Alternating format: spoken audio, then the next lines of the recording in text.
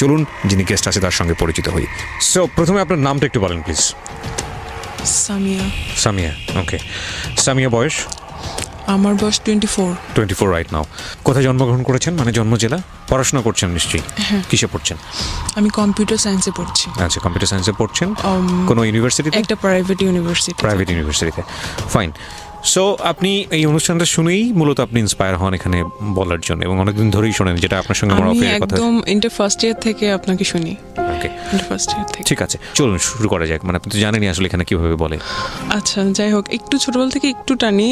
সেটা হচ্ছে প্রথম থেকে আমি আসলে একটু লক্ষ্মী টাইপের ছিলাম, খেলাধুলা কম করতাম এরকম। তো আমার বাবা আমাকে অনেক আদর করতো, অনেক, মানে সব কিছুতে প্রায়োরিটি দিত। আমি ছোটবেলা থেকে একদম ক্লাস 10 পর্যন্ত আমার রোল ফার্স্ট পজিশনে ছিল। আমার মা হচ্ছে কি আমাকে পড়াতো, সব কিছুই পড়াতো, ড্রয়িং, নাচ, গান, এটা সেটা, ইভেন অভিনয় করা শিখাইতো। কিন্তু আর আমার বাবা হচ্ছে কি আমাকে ইংলিশ পড়াতো এরকম। আমি স্কুল চেঞ্জ করি, কারণ হচ্ছে কি গ্রামে ভালো সায়েন্স বা এটা সেটা থাকতো না, সায়েন্সের টিচার পাওয়া যেত না। তারপরে শহরের স্কুলে যাই। তো আমি বাড়ি থেকে তারপরে 3-4 কিলোমিটার দূরে হচ্ছে গিয়ে শহরের স্কুলে একা একা যাইতাম। তো তখনই আমার বাবা আমাকে মোবাইল দিছিল। আচ্ছা আচ্ছা, এই ছোটবেলাতেই? হ্যাঁ, দিছিল, কারণ আমাকে অনেক বিশেষ করতো। আমার মোবাইলটার প্রয়োজনই ছিল, কারণ আপনি কোথায় আছেন, কি করছেন না করছেন, যাতে আমি জানাতে পারি স্কুলে গিয়ে যে আমি আসছি। আবার ওটার জন্য আমাকে একটা পকেটও বানিয়ে দেওয়া হয়েছিল আমার সালোয়ারের মধ্যে লুকায়া, যাতে আমি ওখানে লুকায় রাখতে পারি, কারণ ওটা অ্যালাউ ছিল না স্কুলে। আমার কোনো ফ্রেন্ড জানতো না, কেউ জানতো না, শুধু আমার মা বাবা জানতো। আচ্ছা। আর হচ্ছে গিয়ে এখন সায়েন্সের টিচার কিভাবে করবে, সো অনেক দূর থেকে আরেকটা শহর সাইডে আরেকটা শহরের স্কুল থেকে 2টা টিচার হচ্ছে গিয়ে আমার জন্য করছিল। তো ওই সময়টা, ওটা হচ্ছে 2011 সালে। ওই সময়টা এটা হচ্ছে গিয়ে গ্রামের অন্যান্য পাড়া প্রতিবেশীরা দেখে এটা খুব হইতো, আল্লাহ এই মেয়েকে যে বিদ্যাসাগর বানাবে এরকম। খুব করতো আর কি, সবাই অবাক হইতো, মেয়েকে এত পড়াশোনা করায় কি হবে, কি হবে, আপনাকে আমাদের গ্রামাঞ্চলের কথাবার্তা, সামাজিকতার জায়গাটা থেকে অনেক সময় বলা হয়। তখন থেকেই হচ্ছে গিয়ে বিয়ে শাদী। আমার বাবা খুব, আমার এত দূর পর্যন্ত আসার পেছনে আমার বাবা খুব চাইতো যে এটা সেটা হয়ে আছে। যাই হোক, তারপরে হচ্ছে গিয়ে আমার অনেক কষ্ট হয়ে যাইতো। আমি স্কুল থেকে এসেই সময় পাইতাম না। তারপর 10-15 মিনিট সময় পাইতাম হয়তো খাওয়ার জন্য, তারপরে আবার 2টা টিচার চলে আসতো, আবার ওখানে বসতে হইতো, মানে এভাবে আমি খুব টায়ার্ড হয়ে যেতাম। তো আমার বাবা চিন্তা করলো যে ওখানে বাসা নেই, ওই শহরে ওখানে বাসা নেই, তারপর ওখানে আসা যাওয়া হবে, আর ওখানে ব্যাচে তখন তো অনেক টিচার পাওয়া যাবে ওখানে। তো ওখানে চলে গেলাম ক্লাস 10-এর বছর। ওখানে থেকেই হচ্ছে গিয়ে করলাম। আমার রেজাল্ট আল্লাহর রহমতে অনেক ভালো হইলো। তারপরে হচ্ছে গিয়ে যে গ্যাপটা আমার এসএসসির পরে, যে গ্যাপটা, ওই সময় যে মোবাইলটা আমাকে দিছিল ওই মোবাইলটা আবার নিয়ে গেছিল, যখন আমি হচ্ছে গিয়ে শহরে যখন ছিলাম তখন হচ্ছে নিয়ে গেছিল, কারণ ওটা তো দরকার ছিল না। হ্যাঁ, তখন আমি আমার মায়ের ফোন থেকেই লাগলে দরকার হলে ইউজ করতাম। তারপরে হচ্ছে গিয়ে আবার ওইটা আমাকে ব্যাগ দিছিল, ওই ফোনটা। তখন আমার নতুন ফোন, আমি তো সব যাদের ফোন ছিল সবাইকে নাম্বার দিচ্ছি, আমি ফোন কিনছি, এই তো সবার সাথে কথা বলতাম, অনেক গল্প করতাম। তো যাদের সাথে আমি আবার একটু লক্ষ্মী টাইপের ছিলাম, বাট হচ্ছে গিয়ে এটা আমার ফ্যামিলিতে সবাই জানতো লক্ষ্মী টাইপের ছিলাম, কিন্তু ক্লাসে আমার অন্যরকম একটা চেহারা ছিল। আমি সবার সাথে একটু ঝগড়া করতাম আর কি, না মেয়েদের সাথে না, কিন্তু ছেলেদের সাথে আমার ঝগড়া লাগতো বেশি। আর ছেলেরা বলছে সারাক্ষণ ক্লাসের মধ্যে কাজ করে এরকম। তো কিন্তু যে ছেলের সাথে ঝগড়া লাগতো বা যে ছেলেরা দের সাথে আমি কথা বলতাম না, তাদের সাথেও আমি কথা বলা শুরু করলাম। আমার ফোনে জিজ্ঞেস করতাম, তোরা কই ভর্তি হবি, কিসে ফর্ম তুলছস, এরকম আর কি। তারপরে হচ্ছে গিয়ে এরকম। তো একটা সময় একটা রং নাম্বারে কল আসে, আমাকে বলে যে আমাকে সে চিনে, আমার স্কুলেরই বড় ভাই, মানে আগের ব্যাচের 2010-এর ব্যাচ। সো আমি বলছি আচ্ছা ঠিক আছে, কোত্থেকে নাম্বার পাইলেন, বললো হাবিজাবি বললো আর কি, মানে বুলচুল, মানে কি আমার ভাইয়ের কাছ থেকে না কোথা থেকে নিছে এসে কি, যাই হোক আমি এখন মনে করতে পারতেছি না। তো আমি খুব মানে গল্পবাদ ছিলাম আর মানে খুব টকেটিভ ছিলাম আর মানে সেই রকম কথাবার্তা বলতাম। আমার মা তেমন মানা করতো না কারণ হচ্ছে গিয়ে আমি পড়ার সময় পড়তাম, সব কিছুই আমার ভালো ছিল, কিন্তু ভাবতো যে বাসায় আমার বাবা বাসায় কিন্তু আমাদের ছোটবেলা থেকে টিভি নেই। আমার বাবা বলতো যে টিভি দেখলে ছেলে মেয়েদের পড়াশোনা নষ্ট হয় আর ছেলে মেয়েরা নষ্ট হয়ে যায়। ইভেন আমার নানা বাড়িতে আমাদের কখনো যাইতে দিত না, খুব অন্যরকম ছিল। আচ্ছা যাই হোক, তো বাসায় টিভি নাই, কিছু নাই। আচ্ছা থাক, ছেলে মেয়েদের তার ক্লাসমেটদের সাথে গল্প করুক। আমি আমার মায়ের সাথেই গল্প করা শুরু করলাম, এটা সেটা কত অনেক কাহিনী। তারপরে হচ্ছে গিয়ে কোনো প্রেমের কথা বলতাম না, অনেক গল্প, মানে কি কোথা থেকে আসে মানে অন্যরকম এইরকম আর কি। তো কথা বলতে ওই ছেলেটা, আমি তো এমনিতেই অনেক অনেক গল্প করতাম, কিন্তু ওই ছেলেটা একটু বেশি মানে আরো বেশি কথা বলতে চাইতো। তো সবসময় তো আমার বাবা থাকতো বা আমি অন্যান্য কাজ করতাম, এরকম কথা বলা পসিবল হতো না। আচ্ছা যাই হোক, তারপর আমার বাবা আমাকে ঢাকায় পাঠিয়ে দিল আমার এইচএসসির জন্য, কারণ আমার সবসময় আমার বাবারও ইচ্ছা ছিল ঢাকায় পড়াশোনা করব, বেশি ভালো পড়াশোনা করব এরকম। তো ঢাকায় হোস্টেলে রাখে নাই কারণ আমি নষ্ট হয়ে যাব বা অন্য কিছু হতে পারে। তো তার বোনের বাসায় আমাকে রেখে দিল, ওখানে এসে বিশ্বাস করলো আর কি। তো ওখান থেকেই হচ্ছে আমার শুরু, মানে বাবা মা ছাড়া যেরকম মানে সব পেয়ে গেছি এরকম ফ্রিডম যেটাকে বলে। হ্যাঁ ফ্রিডম। ওরা, আমি আগে একটু বলি, ওরা আমার লোকাল গার্ডিয়ান, প্লাস ওরা আমাকে পড়াইতো, জানতো আমি অনেক ভালো স্টুডেন্ট। আর তাছাড়া আমি ক্লাস 7 থেকে 8 ওঠার সময় আমি একবার আমার ফুফুর বাসায় 1.5 মাস ছিলাম। ওই 1.5 মাসে আমার ফুফাতো ভাই দেশে ছিল। আচ্ছা সে এখন হচ্ছে গিয়ে বাইরে। তো আমার ফুফাতো ভাই, ফুফু, তারপর দুলা ভাইয়ের ভাই, উনিও আসতো এই বাসায়। সবাই মিলে একসাথে আমার ম্যাথ বই একদম, কেউ পাটিগণিত ধরতো, কেউ এই চ্যাপ্টার ধরতো, কেউ বীজগণিত ধরতো, কেউ জ্যামিতি ধরতো। একবার মানে ওই 1.5 মাসে আমার সব মানে কভার করে দিয়েছিল আর কি। তো যখন গেছি তখন আবার মানে পড়াশোনার জন্য অন্যরকম। তো 7 তারিখ, মেয়ের 7 তারিখ মেবি, আমার মনে পড়তেছে না, 2012 সালের আমার এসএসসি রেজাল্ট দিছিল। ওই দিনই হচ্ছে কি আমার ভাই দেশে আসছে বিয়ে করার জন্য। কোন ভাই? আমার ফুফাতো ভাই। যে ভাইটা আমার, যার বাসায় আপনি আছেন? হ্যাঁ, যে বাসায় আছি আর কি। তো হচ্ছে কি আমার রেজাল্ট দেখে এত খুশি হয়েছিল, মানে ওনারা সবাই আমাকে নিয়ে অনেক প্রাউড করতো। আর ওই মার্কশিটটা নিয়ে আমার সেই নতুন ভাবিকে দেখা, বলছে দেখো আমার বোন একদম সব সাবজেক্টে A+ পাইছে, শুধু একটুর জন্য ইস এরকম করতেছে, মানে উনি খুব এক্সাইটেড। যাই হোক, তো ওই ছেলেটার সাথে আমার কথা চলতেই আছে। ওই ছেলেটার একটা মানে আপনার স্কুলের সিনিয়র ভাই? হ্যাঁ। ওর নাম কি ছিল?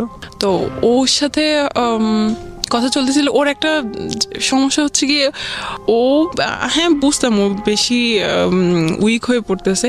ও করতো কি, ও ফ্রি মিনিট কিন্তু, তারপরে হচ্ছে কি অনেক মেসেজ জমা হইতো, মিনিট দিয়ে তো কথা বলতো, কিন্তু মেসেজ তো আর পাঠানো হইতো না কাউকে।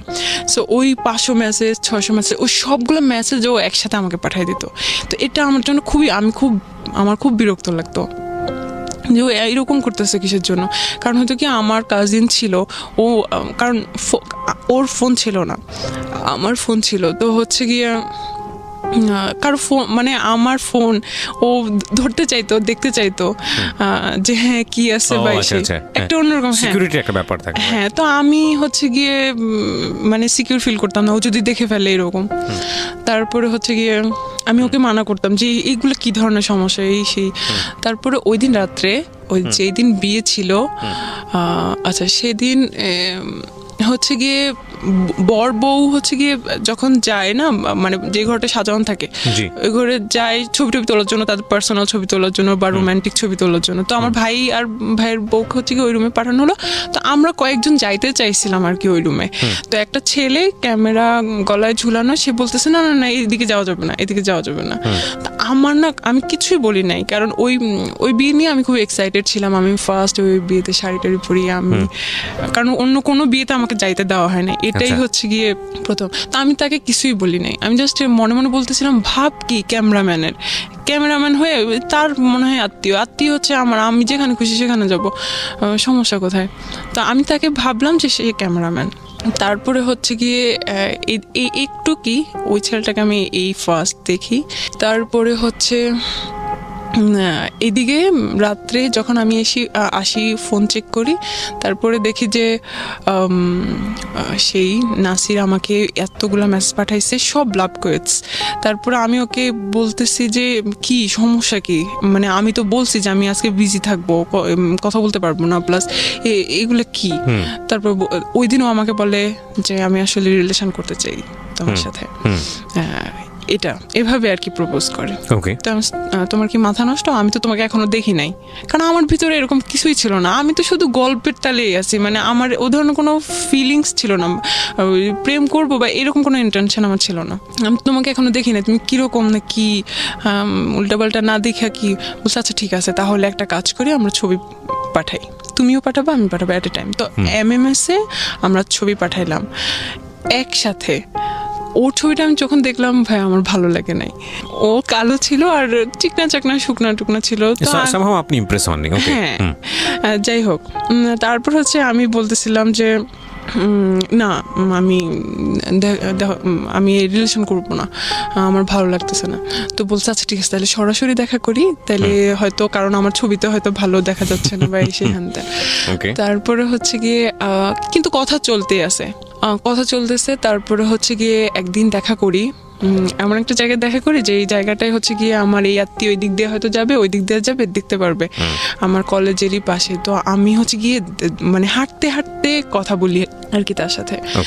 তো তখনও আমার ভালো লাগে না। তার সাথে তার একটা মামা আসছিল, তার মামাকে মামা বলতে কি মানে ফ্রেন্ড টাইপের মামা থাকে না, ইয়াং মামা আর কি। তারপরে হচ্ছে কি আমার ওর থেকে ওর মামাকেই বেশি পছন্দ হয়েছে, যে না দরকার নাই। তো আমি এই জিনিসটা হচ্ছে গিয়ে ততদিনে আমার ফ্রেন্ড হয়ে গেছে আমার কলেজে, আমি আমার ওই ফ্রেন্ডের কাছে শেয়ার করছি যে এই অবস্থা, কি করব। বলতেছে আচ্ছা একটা প্ল্যান করি। তো ও তো আসলে আমার এজেরই ছিল, ওর মাথায় আর কিরকম একটা বুদ্ধি আসবে। ও আমাকে বলতেছে যে আচ্ছা ওই ছেলেটাকে বল যে তুই কয়েকদিন পর মারা যাবি, তুই অসুস্থ, হ্যান ত্যান। তো আমিও ওইটাই বলছি।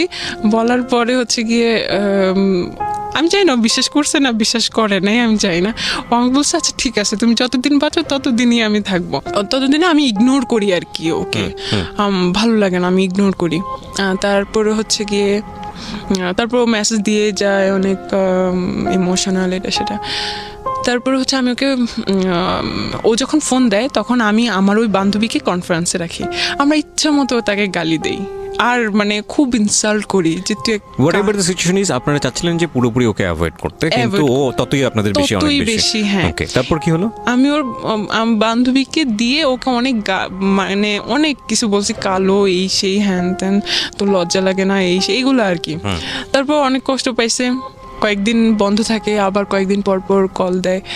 ততদিনে হচ্ছে আমি আমার এমনি আমার যে বান্ধবী তার ফ্রেন্ডদের সাথে আমার ফ্রেন্ডশিপ হয়ে গেছে, তার কিছু ছেলে ফ্রেন্ড আছে, ওদের সাথেও আমার ফ্রেন্ডশিপ হয়ে গেছে, অনেক ভালো ফ্রেন্ডশিপ। আমরা ঘুরতে যাই, ওর বার্থডে থাকে, আমার বার্থডে থাকে, ওই বার্থডেতে ঘোরাফেরা করি, ইভেন আমি তাদের সাথে কথা বলি। এটা কিন্তু আমার ফ্যামিলিতে আমার ফুফু জানে, দেখে আমি কথা বলি এসে।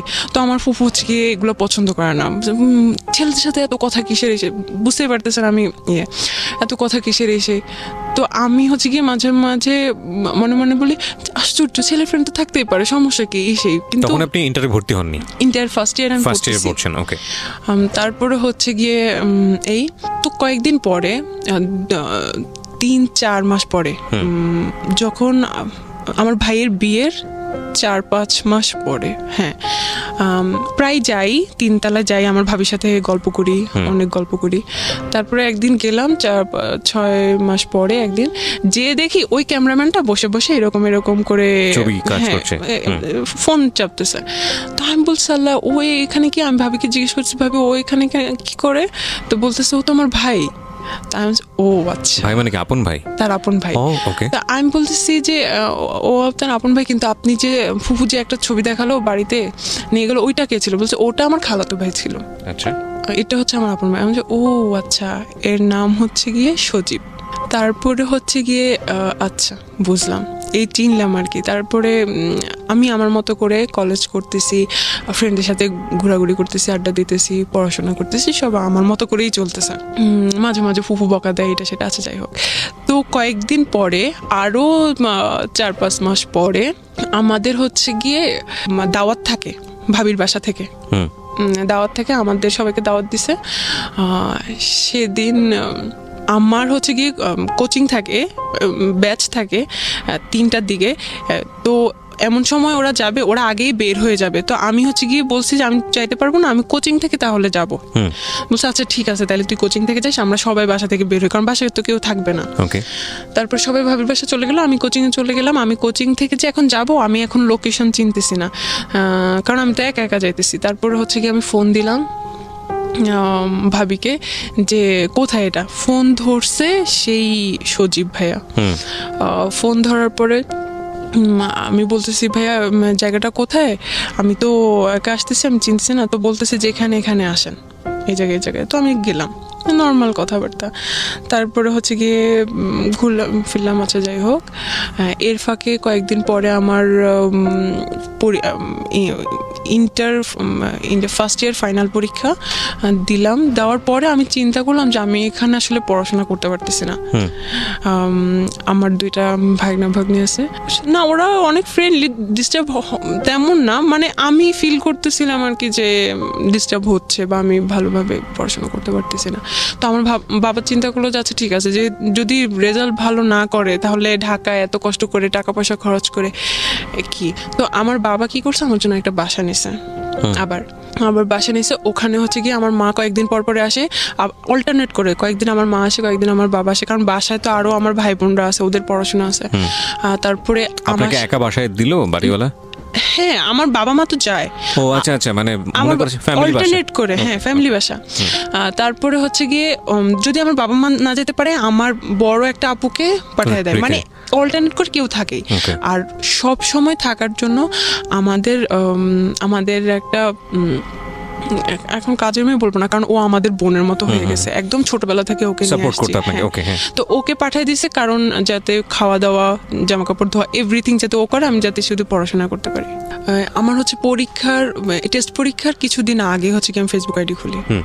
মানে ওর সাথে কথা হয়, একটু কথা হয়, বেশি একটা কথা বলি না। আমি ওকে বুঝাই যে না এটা হবে না, আমি পারবো না। তার বলছে আচ্ছা ঠিক আছে, আমি তোমার সাথে একটু কথা বলি। মানে ও অনেক হেল্পলেস ছিল। আচ্ছা যাই হোক, হেল্পলেস বলতে ও অনেক ইমোশনাল ছিল, কিন্তু কিছু করতে পারতেছে না বলে অ্যাটলিস্ট চাইতো যে অ্যাটলিস্ট তাহলে কথা বলি, এরকম। যাই হোক, তারপরে আমি ফেসবুক আইডি খোলার পর তো এখন আরো খুশি। হ্যাঁ, ফেসবুকে আমার একে তাকে হচ্ছে কি অ্যাড করা শুরু করছি। দেন আমি ভাবিকে বলে আমার ফেসবুক আইডি খুলছি, রিকোয়েস্ট দিছে আপনি ইয়া করেন। ইভেন ভাবির আইডি থেকে আমি কেউ রিকোয়েস্ট পাঠাইছি। বলতেছে যে কে রিকোয়েস্ট পাঠানোর পরে আমি বলছি যে এরকম আমি আপনার আপুর ননদ। তো বলছে আচ্ছা ঠিক আছে, একটু কি কথা হয়েছে।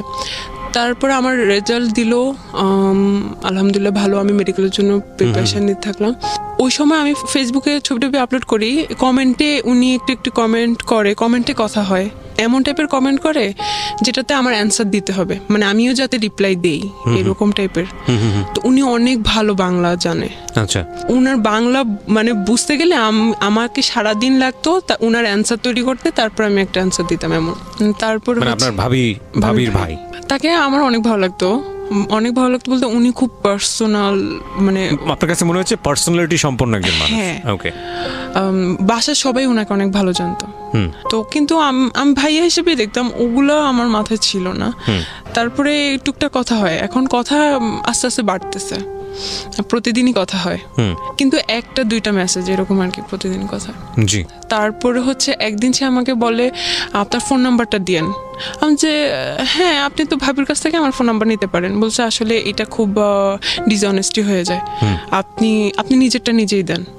আমি যে এত ঢং করার তো কিছু নেই, আচ্ছা ঠিক আছে নেন, আমার তো কোনো সমস্যা নেই। তারপর সেদিন আমাকে একটা জাস্ট মিস কল দেয়, এই ফার্স্ট উনি আমাকে আমার ফোনে মিস কল দেয়। ওকে। একটা চলেন দেখা করি। আমি যে হ্যাঁ, আপনি বাসায় আসেন, বাসায় আসলেই তো আমাকে দেখতে পারবেন, কথা হবে। বলছে সব কথা কি আর বাসায় বলা যায় সবার সামনে? ওকে, তো তখন আমি বুঝলাম যে উনি ফ্লার্টিং করতেছে। তারপরে মাঝে মাঝে উনি বলতো যে আমার এই জিনিসগুলো ভালো লাগে না, ওই জিনিসগুলো ভালো লাগে না। আমি মাঝে মাঝে বলতাম উনি এত লাইকস ডিসলাইকস বলার তো দরকার নেই আমাকে। তারপর হচ্ছে গিয়ে বলতো যে বহুগামিতা, একটা মেয়ে যে অনেকজনের সাথে রিলেশন করে এট এ টাইম, এই জিনিস ওনার পছন্দ না, এগুলা বলতো। তো আমি হ্যাঁ এগুলো তো আসলে চিটিং, এগুলো আমারও পছন্দ না। উনিও কিন্তু জানতো, উনিও দেখতো যে আমি আসলে কথা বলি, আমার অনেক ফ্রেন্ড সার্কেল আছে। আচ্ছা, একদিন আমি আমার কাজে যাই, আমি তখন হচ্ছে কি ভার্সিটি কোচিং করতেছি, শেষ পর্যায়ে আর কি, আমি মেডিকেলে চান্স পাই না তেন। তো উনি একদিন আমি বাইরে যাই আমার কোচিংয়ে কাজে, তখন আমাকে সেকেন্ড কল করে, বলছে আপনি কোথায়? আমাকে বেআইন বলে ডাকতো, বেআইন আপনি কই এরকম। তা আমি বলতেছি যে এই তো আমি কাজে আসছি এখানে। বলছে আল্লাহ আপনি ওখানে দাঁড়ান, আমিও আসতেছি, দেখা করি চলেন। আচ্ছা, আমি বলছি না না দরকার নেই প্লিজ, কেউ দেখে ফেলবে, সমস্যা, বাইরে দেখা করাটা ঠিক না, আপনি বাসায় আসেন। বলছে না সমস্যা না, আপনি থাকেন, কেউ দেখবে না। ওই দিন শুক্রবার ছিল। আচ্ছা, দেন হচ্ছে কি উনি আসে, আমি বলছি আচ্ছা ঠিক আছে আপনি একটু ওয়েট করেন, আমি একটু কাজ ছেড়ে নিই। বলছি আচ্ছা ঠিক আছে আপনি সময় নেন। আসলে কিন্তু উনি ওখানে ছিল না, উনি একটু দূরে ছিল, ওখান থেকে আসতেছে, কিন্তু বললো যে ওখানেই আছে। তারপরে হচ্ছে গিয়ে দেখা হইলো, তো বলতেছে যে কই যাই বলেন, এখানে তো রিস্কি, এখানে তো কথা বলা যাবে না, চলেন বসি কোথাও কথা বলি। তাই আমি বলছি কোথায় যাবেন? কাছে দাঁড়ে কোথাও, প্লিজ, দূরে না। তো উনি বল চলেন কলাবাগান যাই। ফার্স্ট আমি কলাবাগানের নাম শুনি। ওকে, ঢাকার কলাবাগানের নাম শুনি, হ্যাঁ। তারপরে উনি হচ্ছে গিয়ে একটা বাস নেয়। আমি বাসে কেন যাইতে হবে এত দূরে? তাইলে তা আমি ভাবছি যে আচ্ছা ঠিক আছে কাছে কোথাও এরকম। তারপর আচ্ছা ঠিক আছে, এখন বাস যাইতেই আছে, আসতেছে না। তারপর আমি বলতেছি যে কি ব্যাপার এত দূরে কেন? বলছে আরে সমস্যা নেই, চলে আসবে, এখন জ্যাম তো রাস্তায়, হ্যান ত্যান এসে এগুলো বলতেছে। শুক্রবার কিন্তু কোনো জ্যাম ট্যাম ছিল না, বা উনি মানে উল্টাপাল্টা বুঝাইতেছে আর কি। তো উনি এর আগে আমাকে বলছিল যে বেআইন একটা গার্লফ্রেন্ড জোগাড় করে দিয়েন, এই সেই হ্যান ত্যান। তা আমি বলতেছি আমার একটা ফ্রেন্ড আছে, প্রেম করবেন, একটা নাম, ওকে আমি বললাম, ছবি দিলাম কি ওর সাথে আমার ছবি আমি ফেসবুকে অলরেডি আপলোড করছিলাম। মানে এটা তো আলটিমেটলি আপনার ফ্রেন্ড আপনাকে বলে না যে সে কারোর সঙ্গে লাভ করবে, আপনি এমনিতেই এটা বলেছেন? আমি ওকে বলতেছি করবেন নাকি, তা আমি ওকে বলবো এরকম। তো বলতেছে যে আমি ওকে বলছি যে আমার এরকম একটা বেআই আছে এরকম। বলছে ওরে দিস আমাকে, মানে দেখি কথা বলি, আগে ইয়ে দিস, ফেসবুক আইডি দিস, আমাকে বলিস রিকোয়েস্ট পাঠাতে। এখন তার ইগোতে প্রবলেম, কেন আমি রিকোয়েস্ট পাঠাবো? তাকে বললেন আমার কথা, সে জানি আমাকে রিকোয়েস্ট পাঠাবো। আমি এটা কোনো কথা? আপনি প্রেম করবেন, আপনি নিজে থেকে যাই করেন, আমি এত কিছু করতে পারবো না। ওকে, এটা কি আপনার ফ্রেন্ডকে বলা ছিল নাকি জাস্ট আপনারা নিজেরাই কথোপকথন করছেন? না, আমি আমার ফ্রেন্ডকেও বলছি যে আমার একটা বেআই আছে এরকম। সে তোমার ব্যাপারে ইন্টারেস্টেড? হ্যাঁ, তোকে পছন্দ করে, প্রেম করবি? তো বলছে ওকে আমাকে মেসেজ পাঠাতে বললো। তারপর আমি বলছি যে অ্যাটলিস্ট আপনি হাই পাঠান, তাইলে কথা, বা রিকোয়েস্ট পাঠান। তো সে মনে হয় রিকোয়েস্ট পাঠাইছে কিনা আমি আসলে ভুলে গেছি, রিকোয়েস্ট পাঠাইছে মনে হয়, ও মনে হয় অ্যাকসেপ্ট করে নাই, বা মেসেজের আসে, বা এরকম কিছু একটা, যাই হোক। তারপরে হচ্ছে গিয়ে তো যখন বাসে আমরা পাশাপাশি বসে আছি, তখন হচ্ছে গিয়ে বলছে আপনার সে ফ্রেন্ডটাকে আবার দেখি। তো আমি হচ্ছে গিয়ে মোবাইল নিয়ে এভাবে দেখাইতেছি আর কি, দেখেন সে কি করতেছে, মোবাইলটা কেমন যেন একটু হাতাহাতি, আমার মোবাইল টেনে নিয়ে উনি আরো ছবিগুলা চেক করতেছে। আমি বলছি ভাই এটা কি ধরনের, আপনি আমার হাতে থাকুক, আপনি এভাবে দেখেন। তারপরে আরো ছবি যে চেক করতেছে, ওখানে আমি সহ যে ছবিগুলা, ওগুলাকে ভালো করে জুম করে করে আমার ছবিগুলো দেখতেছে। হ্যাঁ এই মেয়েটাও ভালো।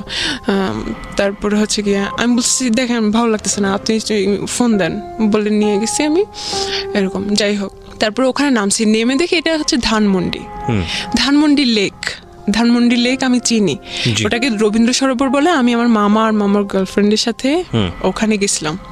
তারপরে হচ্ছে গিয়ে আপনি আমাকে ধানমন্ডি লেকে নিয়ে গেছেন। বলছে আপনি জানেন না এটাকে কলাবাগান বলে। এসে বলছি না আপনি তো আমাকে বলেন নাই। তারপর আচ্ছা যাই হোক, বলছে আচ্ছা ঠিক আছে একটু থাকি তারপর চলে যাবো। আমি আপনি আমাকে এত দূরে নিয়ে আসছেন, আমাকে এখনই যাইতে হবে, সেই রকম আমি ইয়ে করতেছি। তারপর হচ্ছে গিয়ে ওখানে আমরা 10-15 মিনিট বসি। ওখানে যে বসি আমার মুখে মুখোশ দেওয়া ছিল, তো উনি বলছে আমি এরকম মুখ না দেখে কথা বলতে পারি না। উনি খুব কেমন যেন, মুখোশ না বলে নেকাব বলি, হ্যাঁ নেকাব ছিল, হ্যাঁ মুখোশ সাউন্ড ব্যাড। তারপরে হচ্ছে গিয়ে বলছে আমি এভাবে না দেখে কথা বলতে পারি না। আমি যে আপনার সমস্যা কি, আপনি এরকম করতেছেন কেন, এরকম হাতাহাতি করতেছেন কেন, আমার কাঁধের উপর হাত দিতেছে। আমি সমস্যা কি, আপনি ওনার সাথে বয়সের ডিফারেন্স কত ছিল আপনার? ওনার সাথে বয়সের ডিফারেন্স হচ্ছে আমার 4 বছরের ছিল, কিন্তু একাডেমিক ভাবে ওনার বয়সের আমার সাথে ছিল 6 বছরের। ওকে। তারপরে হচ্ছে গিয়ে যে ভাই আপনি এরকম করতেছেন কিসের জন্য। তারপর উনি মনে কিছু বলতে চাচ্ছে কিন্তু কিছুই বলতেছে না, ওনার অ্যাটিটিউডগুলো আমার ভালো লাগতেছে না। আমি খুব করি, আপনি এখন যাবেন, আমার দেরি হয়ে যাইতেছে, ফুপু বকা দিবে। তারপরে হচ্ছে কি উনি একটা সিএনজি নেয়, সিএনজিতে করে আমরা যাচ্ছি, যাওয়ার সময় এখন সিএনজিতে সে আমার হাত ধরে, শক্ত করে ধরে রাখে। আমি এখন হাত ছোড়াছুড়ি করতেছি যে আপনি ছাড়েন, এমন করতেছেন কেন, আমার ভালো লাগতেছে না। তা বলছে আমার দিকে তাকাও। ওই ফার্স্ট উনি আমাকে তুমি করে বলছে, এর আগে কিন্তু আপনি আপনি করে বলতো। তারপরে হচ্ছে গিয়ে আমি দিকে তাকাও বলে হচ্ছে গিয়ে আমার হাত ওনার বুকের উপর রেখে বলতেছে, কিছুই বলতেছে না, বলতেছে ওনার দিকে তাকাইতে। আমি তাকাই দেখি যে ওনার চোখ অনেক লাল হয়ে আছে, মানে একটু পানি পানি হয়ে আছে।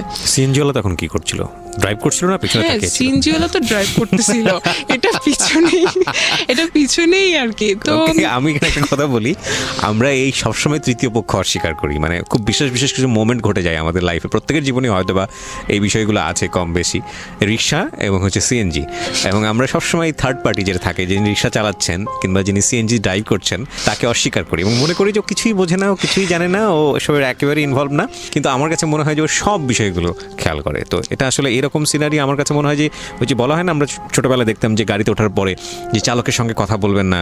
কথা কেন বলবো না? কারণ এটা কথা বললে তার কনসেন্ট্রেশন নষ্ট হতে পারে, এটা অ্যাক্সিডেন্ট ঘটে যেতে পারে। তো আমার কাছে কেন জানি মনে হয় এইরকম সিচুয়েশন সিএনজি কিংবা রিক্সাতে ঘটানো, এটা কথা বলার চাইতেও ভয়ঙ্কর রকমের দুর্ঘটনার মুখোমুখি আমরা হয়ে যেতে পারি, কারণ তখন ফুল কনসেন্ট্রেশনটা তার পিছন দিকে চলে আসে। সো এগুলো না করাটাই বেটার। ওকে, যাই হোক, বলেন তারপর হচ্ছে গিয়ে তো আমি বুঝলাম যে আসলে উনি রিলেশন করতে চাচ্ছে বা উনি আমাকে পছন্দ করে এরকম কিছু, বাট উনি কিন্তু এরকম মুখে কিছুই বলে নাই, শুধু চোখ লাল এটা দেখাচ্ছে। আমি নিজেই সব বুঝে নিছি এরকম একটা অবস্থা। তা আমি জাস্ট ওনাকে একটাই কোশ্চেন করছি যে এটা কিভাবে সম্ভব, আপনি কি পাগল হয়ে গেছেন, এটা কিভাবে সম্ভব? আমাকে তো মেরে ফেলবে, সিডর হয়ে যাবে, ঘূর্ণিঝড় হয়ে যাবে বাসায়। তারপর বলতেছে আমি সবকিছু ম্যানেজ করবো। আমি বলতেছি কি ম্যানেজ করবেন আপনি? বলছে আমার ফ্যামিলির কেউ তোমাকে কিছু বলবে না, কারণ সবাই উনাকে অনেক প্রায়োরিটি দেয়, উনি একমাত্র ছেলে। আচ্ছা, ওভার কনফিডেন্ট। হ্যাঁ।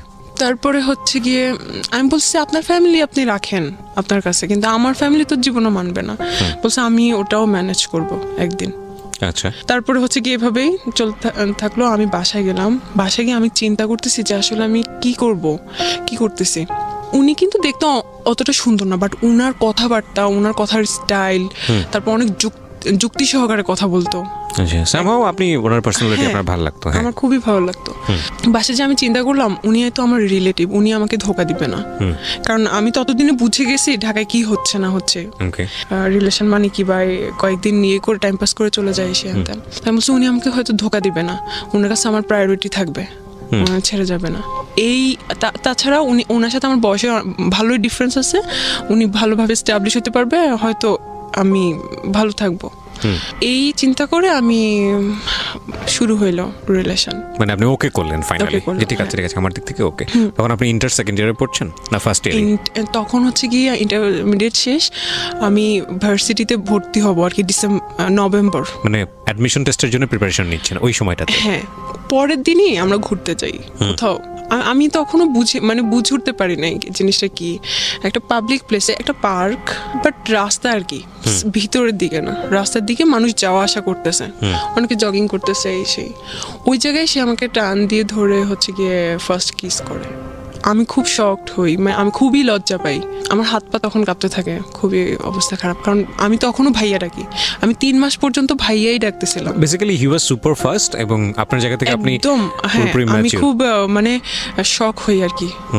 যাই হোক, ফার্স্ট থেকে আমি দেখছিলাম উনি খুব অন্যদিকে আর কি। তো আমি ভাবছি, উনি বলতো যে ইন্টেন্স গুলো ভালো লাগতো না, কিন্তু তারপর দিকে আমি চিন্তা করতাম আচ্ছা ঠিক আছে, সে তো আমার বয়ফ্রেন্ড, বা আচ্ছা ঠিক আছে, আমি পরে এটাকে আবার ইজি ভাবে নিতাম, কিন্তু ফার্স্ট ভালো লাগতো না। তারপরে হচ্ছে গিয়ে কথাবার্তা হয়, সবই ভালো, ঠিক আছে। 2 মাস পরে সে না অন্যদিকে কথাবার্তা বলে, অন্য কিছু চায় আর কি। তো আমি বলতেছি ঠিক আছে আপনি তাহলে আমাকে বিয়ে করেন। তো বলতেছে যে বিয়ে জিনিসটা কি? বিয়ে কি মানে? বলতেছে যে আমি যদি বলি হ্যাঁ, তুমি যদি রাজি থাকো, তাহলে এটাই বিয়ে, এটাই এটা কোনো কথা, কোনো লিগেল কিছু নেই। সে বলছে লিগেল কি, ওটা জাস্ট আ পেপারস। তুমি তোমার বাবা মায়ের কাবিননামা দেখছো কখনো? তার মানে কি তারা লিগেল না? এরকম তুমি তোমার দাদা দাদির ম্যারেজ সার্টিফিকেট দেখছো, তার মানে ওরা লিগেল না, এরকম উদ্ভট লজিক দিত। তো মাঝে মাঝে আমি খুব বলতাম এগুলো উল্টাপাল্টা লজিক দিতেছেন কিসের জন্য, মাঝে মাঝে ইয়ে করতাম, মাঝে মাঝে ও আমাকে এমনভাবে বুঝাই দিত যে ওটাই সঠিক, আমি ওটাই বুঝতাম। তারপরে আচ্ছা ঠিক আছে হইলো কিছু একটা, তারপরে হচ্ছে গিয়ে আমি তখন থেকে ভাবতাম ওকে সে আমার হাজব্যান্ড। মানে ওর প্রস্তাবে আপনি আলটিমেটলি সামহাউ আমাকে ওভাবেই তৈরি করে নিছে, ওভাবেই আমার মাথার মধ্যে দিছে তুমি আমার ওয়াইফ, আমি তোমার ইয়ে, এটাই হচ্ছে গিয়ে বিয়ে। ওকে, সো আপনি এটা এগ্রিও করেছেন? হ্যাঁ, কারণ আমাকে এমন ভাবলো যে আমি যখন জিজ্ঞেস করতাম এইটা তাহলে কি, ওইটা তাহলে কি, ও ওভাবেই বুঝাই দিত সুন্দর করে। ওকে, একটা 3-4 মাস পরে হচ্ছে কি ও এগুলা আমার ফ্রেন্ড সার্কেল এগুলা নিয়ে ইয়া করতো। আমি হচ্ছে কি আমি খুব গল্পবাদ ছিলাম বলতাম না, আমি হচ্ছে কি ও খুব কম সময় দিত আমাকে, যদি দিনে 1 মিনিট কথা হইতো আমি ভাবতাম যে অনেক কথা হয়ে গেছে এরকম। বাট ডাকার সময় যখন দেখা করতাম, ডাকার সময় ওই পর্যন্তই, ওগুলা ঠিক আছে, দেন কোনো কথাবার্তা নাই, শুধু ওই জন্যই ডাকতো আর কোনো কথাবার্তা নেই। ওকে, বলতো আমি বিজি, আমি অফিসে এসে হ্যানতেন, অফিস করতো, হ্যাঁ আমি বিজি এসে হ্যানতেন, আমি পারি না, বসটা থাকে সামনে, কলিগরা থাকে, কথা বলতে পারি না। তার 1 মিনিটও দিনে ইয়ে হইতো না। আমি বলতাম সিগারেট খাওয়ার টাইম তো অ্যাটলিস্ট আমার সাথে কথা বলতে পারেন, আমি আপনি করে বলতাম, কখনোই তুমি করে বলি না, অনেক অনেক সম্মান করতাম, যা বলতো তাই বিশ্বাস করতাম যে ওটাই রাইট বলতে। আর মাওলানা তারপরে হুজুর এদের বিরুদ্ধে অনেক কথা বলতে, ওদের এইসব জিনিস আমার ভালো লাগে না। এরা এখন নতুন নতুন এইসব রুলস তৈরি করে, ধর্ম ব্যবসা করে, এই সেখান এগুলা। তো আমি বলতাম ও আচ্ছা হ্যাঁ ঠিক আছে, এমনভাবে বুঝাই দিত, আচ্ছা আমি ওভাবে ইয়ে করতাম। তো আমি একদিন ওকে ইয়ে করতেছি যে আমার একটা ফ্রেন্ড অস্ট্রেলিয়ায় গেছে স্টুডেন্ট বিষয়ে, ও অনেক দিন পর আমাকে ইয়ে করছে, নক করছে, আমি কথা বলতেছিলাম আমার সাথে, তখন থেকে রিয়াকশান শুরু। তো বলতেছে যে একটা ভদ্র ঘরের মেয়ে কি এরকম করে কথা বলে, তুমি তো একটা এরকম খারাপ, এই সেই। হোয়াটসঅ্যাপ বন্ধ, হোয়াটসঅ্যাপ চালাইতাম, হোয়াটসঅ্যাপ বন্ধ। মানে তখন আপনার উপরে কর্তৃত্ব খাটানো শুরু করলো? আল্লাহ, এটা তো হচ্ছে গিয়ে 1 মাস পর থেকেই, 1 মাস পর থেকে। তো আমি ভাবতাম যে এটা হচ্ছে, কারণ হাজব্যান্ড টাইপ, কারণ মানে আমি ভাবতাম যে হ্যাঁ ঠিক আছে, এটাই মনে হয় অনেক কেয়ার করে, অনেক লাভ করে, আমি ওটাকে খুব ইজিভাবে দেখতাম। তারপরে হচ্ছে গিয়ে একদিনে যাওয়ার আগে আমি একটা কথা বলি, সেটা হচ্ছে যে এটা বোধহয় বাই ন্যাচারালি সত্য। অ্যারিস্টোফেনাস নামে খুব বড় একজন ফিলোসফার ছিলেন, আমি যদি ভুল না করে থাকি নামটা, তার একটা লেখাতে পড়েছিলাম যে বেসিক্যালি গার্লস যে কোয়ালিটি, সেই কোয়ালিটিতে কিছু কিছু জিনিস গার্লসদের মধ্যে সেম, মানে মেয়েদের মধ্যে এই জিনিসটা সেম, মোরাললেস।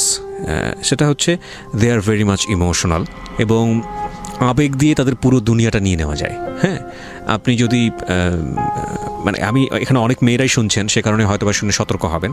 সেটা হচ্ছে একটা ছেলেকে বোঝার জন্যে বা একটা মানুষকে জীবনে পারফেক্টলি নেওয়ার জন্য অনেকগুলো বিষয় যাচ করতে হয়। তার আগে জীবনের শ্রেষ্ঠ সম্পদটা, যেটা আমাদের রিলিজিয়নে নিষেধ করা হয়েছে, যেটা আমাদের আইনত যায় না, সামাজিকতার জায়গা থেকেও অসামাজিক মনে করা হয়, এই বিষয়গুলো লেনদেনের জায়গাটায় না যাওয়াটাই উত্তম। কেন বলছি যে অনেক ছেলেরা আছে খুব ভালো করে এটা জানে যে একটা মেয়েকে পাওয়ার সর্বোচ্চ জায়গাটা হচ্ছে তাকে ইমোশনালি ট্রাই করা, এবং একটা মানুষকে যখন ইমোশনালি উইক করে ফেলা হয় তখন তার সব কিছুই পাওয়া যায়, এবং সেক্ষেত্রে ইমোশনালি তাকে ওই হাজব্যান্ড বানানো, ইমোশনালি তাকে লাভ করা, এবং তারপরে তার যেটা হাসিল করা, এবং হাসিল করে সেখান থেকে সরে পড়া, এবং এগুলো আসলে আমাদের সমাজে অহরহ হচ্ছে। আর এই স্টোরিটা আসলে কোথায় গিয়ে দাঁড়িয়েছে সেটাও আমরা দেখাবো আপনাদেরকে। আমি আরেকটু বলতে চাই, তবে সেই বলার জায়গাটা ওনার বলার পর। হ্যাঁ, ও সবসময় বুঝে তো, ও অনেক রেসপন্সিবল হাজব্যান্ড, অনেক, মানে সব কিছুতে আমাকে গাইড করে। আমিও খুব হ্যাপি ও আমাকে গাইড করে। আপনি তাকে মানে হাজবেন্ড বলছেন, মানে আপনি মন থেকে তাকে হাজবেন্ড হিসেবে করে নিয়েছেন? আমি তো জানি ওটাই বিয়ে। আপনি জানেন ওটাই বিয়ে? হ্যাঁ, আমাকে তো ওভাবেই বুঝাইছে। তো আপনি ছোটবেলা থেকে দেখে আসেননি বিয়ে মানে কি? আমি দেখে আসছি, কিন্তু ও তো আমাকে পুরা সব করে দিছে। এখানে একটা বিষয় খেয়াল রাখবেন, যারা এই ভিডিওটা ইউটিউবে দেখবেন এবং একই সাথে যারা রেডিওতে শুনছেন, আমি খুব বিরক্ত বোধ করি একটা জায়গাটাতে, সেটা হলো আমরা সবসময় যিনি গল্পটা বলেন তাকে জাজ করি। আরে ভাই, সে আমাদের সমাজের বিচ্ছিন্ন ঘটনা না, যাকে এখানে নিয়ে আসা হচ্ছে সে বিচ্ছিন্ন ঘটনা না, তার মতো ভুল অনেকেই করেন। তার ভুলটা শুনে তাকে শুনে যাতে করে আপনি কোনো ভুল না করেন, আপনার চারপাশে যাতে কোনো ভুল না হয় সেটার দিকে খেয়াল করেন। তাকে গালমন্দ করা, আপনি আপনার জায়গা থেকে অসম্ভব রকমের সাধু একজন পুরুষ নিজেকে ভেবে বা মহিলা নিজেকে ভেবে অন্য একজনকে গালমন্দ করা, এটা কিন্তু আসলে আমাদের অনুষ্ঠানের উদ্দেশ্য না। এটা শুধু আমাদের ইউটিউবে হয় না বা অন্য ফেসবুকে, সব জায়গাতে আমি দেখি যে কোনো একটা কিছু ঘটে গেলেই সঙ্গে সঙ্গে তাকে ডিরেক্টলি গালিগালাজ করা। আরে ভাই, তার ঘটনা থেকে আমি কি শিখলাম, তাই না? এটা হচ্ছে মূল বিষয়। আর ওর বয়সটা খেয়াল করবেন, ও তখন 17-18 বছর বয়সে পড়ে এবং ইমোশনালি ওর একেবারে ইমোশনালি জীবনের সবচাইতে এক্সট্রিম মোমেন্ট। আরেকটা যেটা, সেটা হচ্ছে ওর জীবনের প্রথম লাভ, এবং মানুষ প্রেমে পড়ে কত কি করে সেটা আসলে নতুন করে বলার কিছু নাই। তবে আজকের এটা একদমই ডিফারেন্ট একটা স্টোরি। তো আমি এরকম একটা জানি, ধর্মীয় জ্ঞান যে আমার খুব ভালো আছে তা না, আমি মোটামুটি পড়েছি, আমারও খুব কনজারভেটিভ একটা পরিবারেই বড় হওয়া। আমি যতটুকু জানি যে এরকম একটা হাদিস আছে যে মেয়েদের দিক থেকে বিষয়টা এরকম যে ওই বিয়েই না যদি মেয়ের বাবা সেটাতে রাজি না থাকে এবং মেয়ের বাবা যদি বিয়েটা না দেয়, ওটা কোনো বিয়ে না। রাসূলুল্লাহ সাল্লাল্লাহু আলাইহি ওয়াসাল্লামের একটা হাদিস, আমি যতদূর জানি, আমার জানার মধ্যে ভুলও হতে পারে। আমি এরকম 2টা হাদিস জানি। হ্যাঁ, তো এটাকে আপনি পরে জেনেছেন না আগে জেনেছেন? আমি পরে জেনেছেন। তো এটা এটা এটা এটা মানে ওই বিয়েই না যদি বাপ জীবিত অবস্থায় থাকে এবং ওই বিয়েতে বাবার যদি কোনো সম্মতি না থাকে, বাপ যদি না জানে, যতদিন পর্যন্ত না জানবে ততদিন পর্যন্ত ওটা বিয়ে হয়নি। হ্যাঁ, কি ভয়ঙ্কর! মানে এটা বাংলাদেশের অনেকেই জানেন, আমি বলতে আমার গা শিউরে উঠেছে। তো আপনি যদি ধর্ম মানেন তাহলে এটাই সত্য। তো এই জায়গাটা থেকে আমি বলছি না যে আমি যেটা বলছি আপনাকে সেটা আমি খুব ভালোভাবে জানি, আমি এতটুকু জানি, আমি শেয়ার করলাম আপনার সঙ্গে, আপনি চাইলে আরও স্টাডি করে দেখতে পারেন। ওকে, তো আপনি যেটা বলছিলেন যে অ্যাজ এ হাজব্যান্ড হিসেবে এটা করতে ওটা করতে, হ্যাঁ, তারপর আমি তখন আমি ওকে অনেক ভালোবাসা শুরু করছি, কারণ আমার হাজব্যান্ড, অনেক ভালোবাসতাম, অনেক। ও যদি বলতো যে এখন বাইর হও, কারণ ও অফিস থেকে আসতে আসতে সন্ধ্যা হয়ে যেত, আমি তখন সন্ধ্যার দিকে টিউশনি করতাম, 7টার দিকে, আমার পুকুর বাসার পাশেই, আমি টিউশনি করতাম, বেরো যেতাম। তো তখন মাঝে মাঝে আমি টিউশনি মিস দিতাম, অথবা আমি ফুপুকে বলতাম যে শুক্রবারে ওকে পড়াই দিব, কারণ পরে আমি মিস দিব আমার পরীক্ষার জন্য। কিন্তু ওই সময় আমি ওকে না পড়াইতে যেয়ে আমি হচ্ছে কি ওর সাথে দেখা করতাম। কোথায় দেখা করতেন? কোথাও চা খাইতে যেতাম রাস্তায়। কিন্তু আপনার ইন্টেন্স মোমেন্টগুলো কোথায় পাস করতেন? ওটা ওর বাসাতে? হ্যাঁ। তোর বাসায় আর কেউ ছিল না? ওর বাসায় এমন সময় আমাকে ডাকা হতো যখন কেউ থাকতো না। ওটা খুব ব্যাড এক্সপিরিয়েন্স ছিল। আমি যে কিভাবে লুকায় লুকায় যাইতাম, ও আমাকে লুকায় লুকায় ঢুকাইতো, ওটা খুব আমি মাঝে মাঝে খুব গিল্টি ফিল করতাম যে আমি তো ওর ওয়াইফ, তাহলে আমাকে কেন লুকায় লুকায় যাও, আমি নিজে এটা চিন্তা করতাম। আচ্ছা, যাই হোক, তারপরে হচ্ছে 1 মাস পর কি হইলো, না 1 মাস পর না, 2-3 মাস পরে একদিন ওগুলো জানতো, তো ও নাসিরের ব্যাপারটাও জানলো, তারপরে আমার আরো ছেলে ফ্রেন্ডের ব্যাপারটা জানলো। জানার পরে হচ্ছে গিয়ে ও খুব সিনক্রেট করলো যে কি এগুলা তুই খারাপ, এই সেই এরকম। তো ওয়াইফ আমার সম্পর্কে কয় বছর পরে? এটা 3-4 মাস পরে। 3-4 মাস পরেই? ওকে, 4 মাসও হয় নাই মনে হয়, 3 মাস পরে। ও একদম রাখবেই না ভাই। আমি ওই দিন কোনো ছেলের জন্য আমি এতটা কান্না করছি, আমার শুধু মনে পড়ে আমি আমার দাদুর মৃত্যুতে এত কান্না করছি। আমি ওর পায়ে ধরে বলতেছিলাম, ও আমাকে ওই দিন, আমি চেয়ারে বসাছিলাম, ও হচ্ছে চেয়ারটা ধাক্কা দিছে, যে অনেক ক্রেজি হয়েছিল, আমি চেয়ার থেকে পড়ে গেছি। তারপর আমি ওর যে পা ধরতেছি, প্লিজ এরকম কিছু করেন না, আমার লাইফটা শেষ হয়ে যাবে। তারপরে উনি কোনোভাবেই করে নাই। ওই দিন আমি বাধ্য হয়েছি, আমি চলে আসতে। কি করব, বলছিস তুই এখান থেকে জানালে আমি তোকে মেরে ফেলবো। তারপর হচ্ছে গিয়ে আমি চলে গেছি বাসায়। আচ্ছা, আমি একটা কথা আপনাকে জিজ্ঞেস করি। একটা যেটা হচ্ছে যে যেই বিয়েটার কথা উনি আপনাকে বলে আপনাকে এই কাজটা করিয়েছে, সেই বিয়েটা নিয়ে আপনার সন্দেহ ছিল বা আপনি হিপনোটাইজ ছিলেন, আমি যে কথাটা যদি মেনেই নেই, তাহলে আপনার ভিতর থেকে কি কখনো এরকম একটা প্রশ্ন আসেনি, প্রচলিত বিয়ে আমাদের যেটা বোঝায় ধর্মীয় রীতি অনুযায়ী, ওই বিয়েটা তুমি যেহেতু করছো তাহলে প্রচলিত বিয়েটাও করে ফেলো, এখানে সমস্যাটা কোথায়? কিন্তু সেটা এখন করব না, কারণ হচ্ছে গিয়ে এটা জানাজানি হয়ে যাবে ফ্যামিলিতে, আমাদের রিলেশন নষ্ট হয়ে যাবে, তোমার এখনো পড়াশোনা বাকি আছে। তো জানাজানি হবে ফ্যামিলিতে, যে পরেই যেহেতু করবা, তো বিয়ের পরের যেসব বিষয়গুলো সেগুলো বিয়ের পরে করো, বিয়ের আগে করার দরকারটা কি? বাট সে থাকতে পারতেছে না। বিষয়টা হচ্ছে actually this is a very simple logic. একটা ছেলে এবং একটা মেয়ে পরিণত বয়সে পাশাপাশি থাকলে যেই ঘটনাগুলো ঘটার কথা, মূল যে জায়গাটায় গিয়ে সব কিছু থামে, যে জায়গাটায় গিয়ে আসলে সব কিছু স্ম্যাশড হয়, সেই জায়গাটাই যাওয়ার রাস্তাটাই আসলে হচ্ছে হলো দুজন পাশাপাশি থাকা। এবং এই জন্যই বোধ হয় যে মানে ডিস্টেন্স জিনিসটাকে সাপোর্ট করে অনেকে, যে সম্পর্কের জায়গাটা থেকে ডিস্টেন্স রাখাটা প্রয়োজন। বিয়ের আগ পর্যন্ত যেসব ডিস্টেন্স রাখলে বৈবাহিক পরবর্তী যে সম্পর্কগুলো সেগুলো জীবনে আসে না, সেই ডিস্টেন্সটা রাখা প্রয়োজন। প্রচুর লজিক আছে আসলে, একটু যদি ঠান্ডা মাথায় চিন্তা করেন আজকের এই গল্প। তারপর কি হলো, আপনি মেনে নিলেন এটা? তারপর আমি চলে গেলাম বাসায়। আর হচ্ছে গিয়ে ওই 1 মাস আমার লাইফের খুব টার্নিং পয়েন্ট ছিল ভাইয়া। তখন হচ্ছে গিয়ে আমি যখন ভার্সিটিতে, তখন নতুন নিউ সেমিস্টার, তখন আমাদেরকে মাত্র সি প্রোগ্রামিং শেখাচ্ছে। আমি কিন্তু খুব ভালো স্টুডেন্ট, আমার ভিতরে একটা কম্পিটিশন নিয়ে, আবার যে ওখানে আমাকে ফার্স্ট হইতে হবে, এইরকম একটা মেন্টালিটি নিয়ে আমি ওখানে ভর্তি হয়েছি। ওই প্রোগ্রামিং আমার আর শেখা হয় নাই। ওই 1 মাসে অলরেডি ওরা অনেক দূর আগে গেছে, আমি এখন পর্যন্ত শিখতে পারি। ওটা আমার লাইফে সবচেয়ে বেশি মানে আফসোস যে আমি সি প্রোগ্রামিং শিখতে পারি না। যাই হোক, তারপরে হচ্ছে গিয়ে ওই 1 মাস এমন অবস্থা, আমার খাওয়া দাওয়া তো বাদ। তারপর শুধুমাত্র একটা বান্ধবী জানতো যে কিনা আমার ভাবির স্টুডেন্ট ছিল। সে জানতো আবার সজীবের কথা, তো বলতো যে ধৈর্য ধরো, হয়তো উনি আসবে। তারপর আমিও ফোন দেই নাই, ও ফোন দেয় নাই। আমি একদিন হচ্ছে গিয়ে 1 মাস পরে একদিন, ওই 1 মাসে হয়তো কি আমি আল্লাহর কাছে দোয়া করতাম ওর পরে জানি কোনো ছেলে আমার লাইফে না আসে। আমি অন্য ছেলের কাছে যাওয়ার আগে আল্লাহ জানি আমার বডি ডিস্ট্রয় করে দেয়, এই ধরনের দোয়া করতাম আমি। কেন করতেন? আমি চাইতাম না, কারণ যাতে একটা ছেলে আমার লাইফে থাকুক, আমি চাই না। আমার কাছে এটা খুব ঘৃণা লাগতো নিজের কাছে। আর আমি এরকম, আমি ওকে অনেক ভালোবাসতাম। হয়তো ভালোবাসা থেকে মনে হতো যে আমি এইভাবেই থাকবো, তারপর হয়তো আমি ওকে এই ভালোবাসা থাকবো, এরকম মনে হতো। আমার লাইফ পার করে দেবে এভাবে। তারপরে হচ্ছে গিয়ে 1 মাস পরে একদিন সকালবেলা আমি সারা রাত ঘুমাইতে পারতাম না। তখন আমি তাহাজ্জুদ নামাজ পড়েও কান্না করতাম ওর জন্য।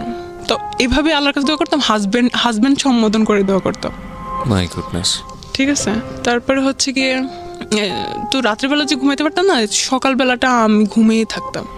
তারপরে হচ্ছে গিয়ে ও আমাকে ফোন দিছিল 6টা বাজে তখন দেখা করতে। আল্লাহ আসলে একটা কথা বলি, আল্লাহ ক্ষমাশীল এবং আল্লাহ আমাদেরকে ক্ষমা করেন, পাহাড় পরিমাণ গুনাহ করেও ক্ষমা করেন।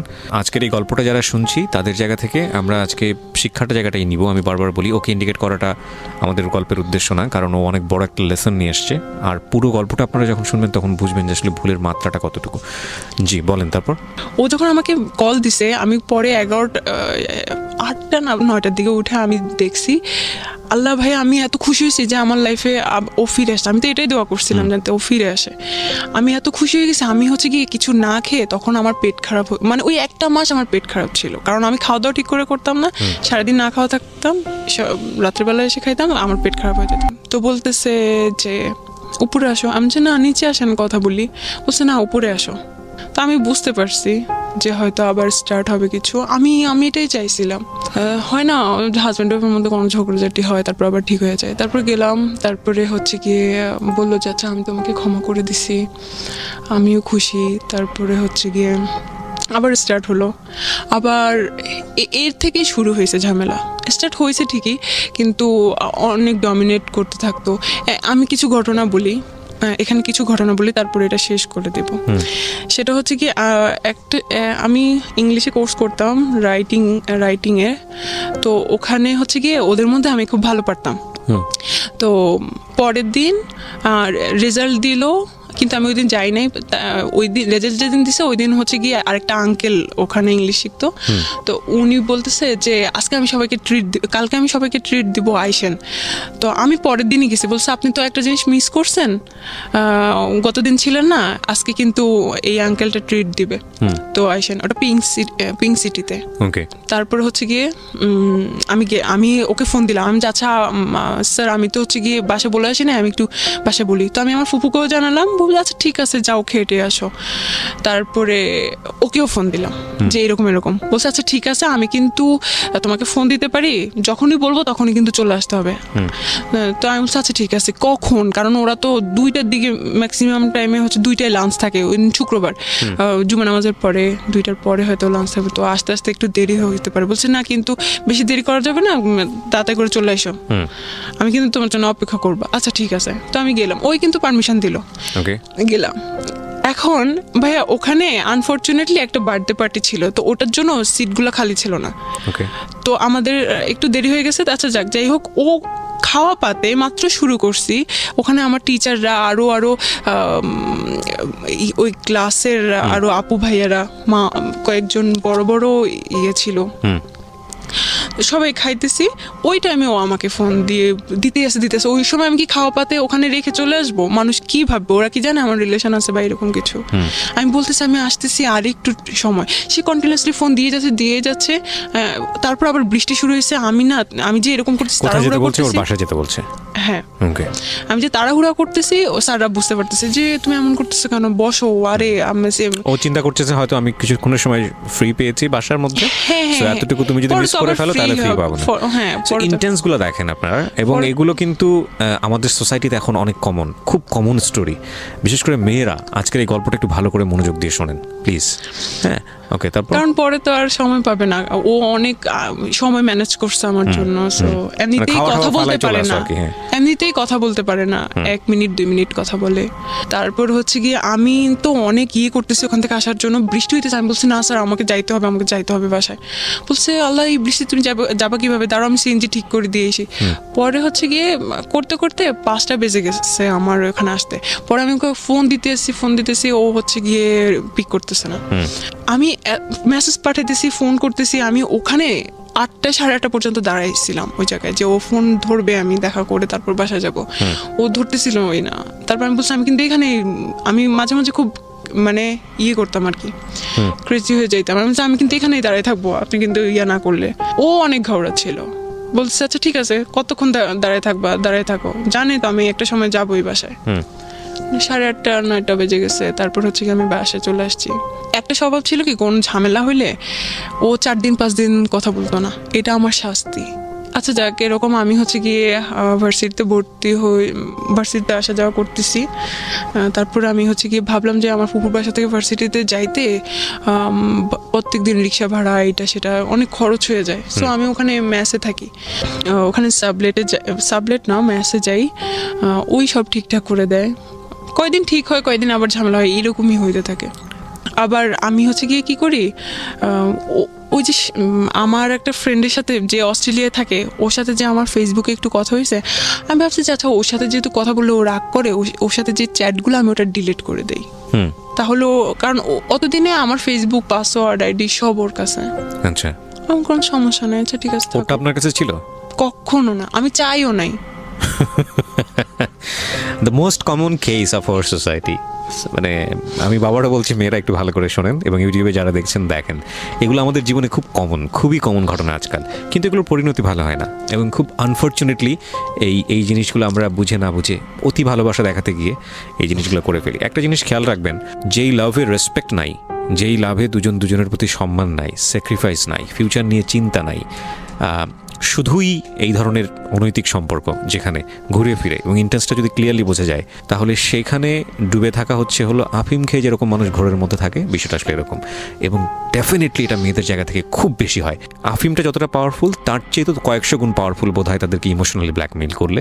ফাইন, ইমোশনালি আপনি তাদেরকে ব্ল্যাকমেইল করেন, they will do anything for you, কিন্তু এটা যে কত ভয়ঙ্কর হয় শেষ পর্যন্ত জীবনে এসে, হ্যাঁ, এবং এটা আসলে বোঝা উচিত। একটা মানুষকে আপনি যদি মনে করেন যে ফাইনালি এই মানুষটা আপনার জীবনের জন্য, তাহলে বিয়ের আগে যে সম্পর্কগুলো এক্সারসাইজ করা উচিত না, সেই সম্পর্কে কোনোভাবেই যাবেন না। এটা বিয়ের পরেরই সম্পর্ক। হ্যাঁ, যদিও আমাদের এই জিনিসগুলো এখন অনেক বেশি ইজি হয়ে গেছে, কমিউনিকেশন অনেক ইজি, ফোনের কারণে হোক বা যে কোনো কারণেই হোক, কারণ এগুলোর পরিণতি কিন্তু ভালো না। একদমই ভালো না। হ্যাঁ, যদি কোনো কারণেই বোঝেন যে আপনার প্রায়োরিটি এই ছেলেটার কাছে একটু কম, বা যাকে আপনি চিন্তা করছেন, আপনার এটা মনে করার কোনো কারণ নাই যে ছেলেটাকে ছাড়া আপনি বাঁচবেন না বা এই মেয়েটাকে ছাড়া আপনি বাঁচবেন না, কারণ আল্লাহ হয়তো এর চাইতেও ভালো কাউকে না কাউকে আপনার জীবনে রেখেছেন। অ্যান্ড ডেফিনেটলি যেটা হয় আমাদের জীবনে, আমরা আসলে বুঝি না, আমরা আসলে বুঝতে চাই না, এত বেশি ইমোশনালি থাকি। ইমোশনাল এক ধরনের, এই জন্যই হয়তো কেউ কেউ বলে যে emotion is one kind of drug, খুব পাওয়ারফুল ড্রাগ। মানে ওর মুখের উপর কথা বললে ধরে রাস্তাঘাটে ধরে একটা থাপ্পড় মারতো, ওগুলো কিন্তু এমনিতে মানে থাপ্পড় না, খুব জোরে সোরে। আপনি কি মনে করতেন যে হাজবেন্ড মেরেছে এই জায়গাটা জান্নাতে? না, আমি খুব মাঝে মাঝে হইতাম, আমি খুব ব্যথা পাইতাম, আমি কাঁদতাম, তারপরে আবার হয়ে যেতাম, ভালো লাগতো না আমার জিনিসটা, কিন্তু কি করব, আমি তো আমার হাজবেন্ড, কি করব। না, হাজবেন্ড হলে যে গায়ে হাত তুলতে পারবে বিষয়টা কিন্তু এরকম না। আমি তো এখন ছুটে পারি। হ্যাঁ, আপনার জায়গা থেকে কোনো ফল্ট ছিল কিনা? একটা যেটা হচ্ছে একটা মানুষ খুব আরাম করে মুখের উপর কথা বললে, আমি এখানে একটা কথা বলি সামিয়া, গায়ে হাত তোলার প্রসঙ্গটা কখন আসে? যখন আপনি নিজেও বুঝতে পারছেন যে না, ও যেটা চাচ্ছে সেটা আমি করতে পারছি না, বা ও বুঝতে পারছে যে না, এটা সমাধান হতে হবে না, কিন্তু আলটিমেটলি পেশি শক্তি এখানে সমাধান, তখন গায়ে হাত তোলা কিন্তু খুব তাড়াতাড়ি চলে আসে না একটা সম্পর্কের মধ্যে। এটা অনেকদিন যাওয়ার পরে গিয়ে এই জিনিসগুলো হয়। সো বোথ সাইড প্রবলেম ছিল ডেফিনেটলি, আপনার জায়গা থেকেও কিছু না কিছু প্রবলেম ছিল। হয়তো আমি মাঝে মাঝে ঘাবড়ানি করতাম। হ্যাঁ, না, কিন্তু এখানে আমরা এটা আমাদের অনুষ্ঠানের একটা সীমাবদ্ধতা। যখন কেউ গল্পটা বলতে আসে, সে নিজেকে ওই ফেরেশতার জায়গায় তুলনা করে, মানে আমার কোনো দোষ নাই। না না না, অবশ্যই ডেফিনেটলি কিছু না কিছু ফল্ট তো আপনার অবশ্যই আছে আপনার জায়গা থেকে, এবং সেই জায়গাটা থেকে আমার মনে হয় অনেক কিছু শেখারও আছে আমাদের। অবশ্যই আমার ফল্টগুলোই আমি বলি। আমি হচ্ছে গিয়ে ওই ভিডিও ওই হচ্ছে গিয়ে চ্যাটগুলো আমার ডিলিট করা উচিত হয় নাই, এই জন্য ওর সন্দেহটা আরো বেড়ে গেছে। ডেফিনেটলি পারবে। আর আমি হচ্ছে কি মাঝে মাঝে ওকে সার্চ দিতাম। ফেসবুকের পাসওয়ার্ডটা দেওয়া উচিত হয় নাই কেন? মানে আমাকে একটু বলেন তো, এটা অনেকেই দেয়। আমি আসলে একটু ইন্টারাপ্ট করছি, বেশি চাইতেছিল, এখন সে সন্দেহ করছে, সে কারণে যাবে। আমি কিভাবে? আচ্ছা, আমাকে একটু বলেন তো খুব সহজ করে, আমি জানি না ইন্টারমিডিয়েটের ছেলেমেয়েদের এই জিনিসটা মাথায় আসে কিনা, একটা মানুষকে সন্দেহ করে কি আটকানো যায়? আমি যদি ধরেন, মানে কেউ যদি, আপনার বয়ফ্রেন্ড যদি আপনাকে সন্দেহ করে, বা আপনার হাজবেন্ড যদি আপনাকে সন্দেহ করে, আপনাকে আটকাইতে পারবে? সন্দেহ করে একটা প্রুফ পেলো যে না, আপনার সঙ্গে অন্য একটা ছেলের রিলেশন আছে, তো সেটা কি সে কিভাবে আটকাবে? হয়তো রিলেশন ভেঙে দিবে বা এই ছাড়া আর কি করবে? সেটার জন্য সন্দেহ করলে তাকে স্পাইং করতে হবে যে লাইক ঠিক আছে, আমি তাকে তার মতো করে চলতে দেই, আমি বিভিন্ন জায়গা থেকে খোঁজ খবর নিয়ে দেখি ঘটনাটা সত্য কিনা। সেটার জন্য তো তাকে তার অ্যাক্টিভিটি ব্লক করা যাবে না। সেটাই। কিন্তু আমরা খুব আনফর্চুনেটলি আমরা এই জিনিসগুলো করি, আমরা ওই ব্লক করার চেষ্টা করি, না এটা করতে পারবো না, না এটা করতে পারবো না, ওইটা করতে পারবো না। তো একজন মানুষকে সন্দেহ করলে এটা করা উচিত না। একজন মানুষকে যদি সন্দেহ করেন তাহলে আপনি স্পাইং করেন, যদিও সেটা করা উচিত না, কারণ সন্দেহটা আসলে এক ধরনের রোগ। আচ্ছা, তো এর মাঝে হচ্ছে কি আমি ফেসবুকে ওদেরকে সার্চ দেই। আমি ফেসবুকের অত কিছু জানতাম না, কিভাবে ওই এগুলো ডিলিট, মানে সার্চ হিস্টোরি ডিলিট করে সে হ্যান দেন আছে, যাই হোক। তো এগুলাতে ও অনেক ক্ষেপ্ত, ওকে কেন আমি এখনো সার্চ দিচ্ছি এইগুলাতে। তো আমি সার্চ দিয়ে দেখতেছি আর কি, জাস্ট ওরা কি করতেছে বা এসে হ্যান তেন, ওইরকম কোনো ইন্টেনশন ছিল না। হ্যাঁ, এগুলাই আমার ভুল ছিল, আমার এটা করা উচিত হয়নি, এই জন্য এগুলো নিয়েই ঝামেলা হইতো। তারপরে আমি যদি আমার কোনো ফ্রেন্ডদের সাথে হচ্ছে কি 9টার পরে কথা বলতাম, এটাতে ঝামেলা হইতো। রাত 9টার পরে তুমি কেন কথা বলছো? হ্যাঁ, রাত 9টার পরে কেন আমি, এবার মেয়ে হোক ছেলে হোক, বুঝতে পেরেছি, মানে সুপার ইম্পোজ করে আর কি নিজের কর্তৃত্ব। হ্যাঁ, তারপর আবার একদিন হয়েছে কি, ও আমাকে হচ্ছে গিয়ে ডাকছে, তো আমি বলছি যে না, আমি ততদিনে আমি বুঝতেছিলাম যে এটা গুনাই, এটা কিসের বিয়ে। ও ততদিনে হচ্ছে কি আমি ম্যাচ চেঞ্জ করে আমার বান্ধবীর সাথে থাকা শুরু করছি। আমার এক বান্ধবী আমার রুমমেট ছিল, ও দেখতো, ও এগুলোতে বিরক্ত হয়ে যায়, তো আমাকে অনেক বুঝাইতো কি করতেছিস, এটা কি মনে করিস, এটা তোকে ভালোবাসে, এই হ্যান ত্যান। আমি তুই বুঝবি না, বলছে তুই এই ছেলেকে কিভাবে পছন্দ করলি, ওকে দেখতে কেমন দেখা যায়। আমি দেখ, আমি কিন্তু চেহারা দেখে করি নাই, ও কিন্তু অনেক ভালো মনের মানুষ, এই সেই হ্যান ত্যান। তো ওদেরকে ওভাবে আমি চুপ করে দিতাম। ওই ফ্রেন্ডটাকেও দেখতে পারতো না ও, আমার কোনো বান্ধবী বা ফ্রেন্ড তো ওর সাথে থাকার পরে তো আমি সব ফ্রেন্ডের বাদ দিয়ে দিছি, আমি কোনো ওর বান্ধবীও দেখতে পারতো না। তো একদিন হচ্ছে কি আমি চাইছিলাম যে আমার কোনো বান্ধবীর সাথে যাইতে, কোথাও ঘুরতে যাইতে আর কি। তো ওকে বলছি আর কি যে আমি আজকে আসবো না। তো আচ্ছা ঠিক আছে, আইসো না, আর কখনোই আসা লাগবে না। একটু ইগোইস্টিক ছিল আর কি, ওইগুলো ওর ইগোতে হার্ট করতো। এরপরে হচ্ছে 8 মাস আমি আসলে স্পেসিফিক কারণটা হচ্ছে কি আমি মানে করতে পারতেছি না, যে 8 মাস হচ্ছে গিয়ে কোনো নাই, কিন্তু এই 8টা মাস আমি অনেক কাঁদতাম আর ওকে ফোন দিতাম, বারবারই পোক করতাম, প্লিজ আমি সরি এরকম বলতাম, ফিরে আসেন, তো হয়তো না। তারপরে হচ্ছে গিয়ে একদিন ও আমাকে বলে যে ও ও এর মাঝখানে ঝামেলা হইতেছে। তো আমি ওই ফ্রেন্ডের কাছ থেকে চলে এসে আরেকটা রুমমেটের সাথে থাকা শুরু করতেছি। তো ওই রুমমেটের সাথে ওর কাছে তো আমার সব ফেসবুক আইডি আছে, আমার ফেসবুক আইডি বা হচ্ছে কি পাসওয়ার্ড এগুলো আছে। তো হচ্ছে গিয়ে ও দেখতে পারে কে আমার রুমমেটের নাম কি হ্যান ত্যান। তো ও আমার রুমমেটকে ও রিকোয়েস্ট পাঠায়, বলে যে আমার নামে আমাকে ও অনেক ভালোবাসতো, ও হয়তো এগুলা প্রকাশ করতে পারতেছে না, অনেক সুখ দুঃখের কথা বলে। তা ও আমার রুমমেট আমাকে বলে যে আপু ও তো এরকম, উনি তো এরকম আমাকে মেসেজ দিয়েছেন, আচ্ছা ঠিক আছে কথা বলে দেখো কি বলে। তারপর হচ্ছে তখন কিন্তু রিলেশনটা ভালো নাই। তারপর হচ্ছে গিয়ে আমি কোনোভাবে ওকে ছাড়তে চাচ্ছিলাম না, যে যাই হয়েছে ওর সাথেই থাকি। ওর সাথে একটা সময় আমি ওর রুমমেটের ল্যাপটপ থেকে ওকে মেসেজ দিতাম, ও কিন্তু এগুলো এখনো জানে না। আমি ওকে ছোট করতে চাই না, ও ছোট হয়ে যাবে। তারপরে হচ্ছে গিয়ে আমার রুমমেট বলতো আপনার মনে হয় ভালো করে ঘাটা উচিত, ওনার মনে হয় ক্যারেক্টারের প্রবলেম আছে এই সে হ্যান ত্যান। তুমি অন্য সবকিছু বলতে পারো, এইটা বলতে পারো না, কারণ এইটা আমি বিশ্বাস করি না। ওটা আমি বিশ্বাসই করতাম না ওর কোনো মেইলি প্রবলেম আছে। তারপর হচ্ছে গিয়ে টুকটাক ফ্ল্যাটিং এখন শুরু হয়ে গেছে আমার রুমমেটের সাথে। তো একটা সময় আমার রুমমেট আমাকে হাইড করতেছিল, বলতেছিল যে ওই হয়তো ওকে বলে দিছে যে বইলো না। তো হয়েছে কি আমি তখন চিন্তা করতাম ও আমাকে বলে না কেন, ওর ব্যাপারে কিছু কি অবস্থা, ওর কি হইলো। তারপরে আমার বিছানা থেকে আমার রুমমেটের বিছানা দেখা যায়, ল্যাপটপটা এভাবে ক্লোজ। আমার আবার চোখে ভালোই মানে পাওয়ার আছে, আমি হচ্ছে বুঝতে পারি যে কোন চ্যাট বা এসে। আমি হচ্ছে গিয়ে ও আয়নার সামনে কিছু একটা করতেছে, আমি ওর মেসেজ আসছে, নোটিফিকেশনের সাউন্ড হচ্ছে, আমি দেখি যে ওর নাম। তারপরে আমি কিছু বলি না, আমি জাস্ট সময় দিচ্ছি দেখি ও কিছু বলে কিনা ওর ব্যাপারে। তখন আপনার সঙ্গে কোনো সম্পর্ক নাই? না, সম্পর্ক নাই বলতে আমি তো চাচ্ছি, কিন্তু ও আমাকে ইয়ে করে না, ইগনোর করে, ও চাচ্ছে না আমাকে, এরকম আর কি।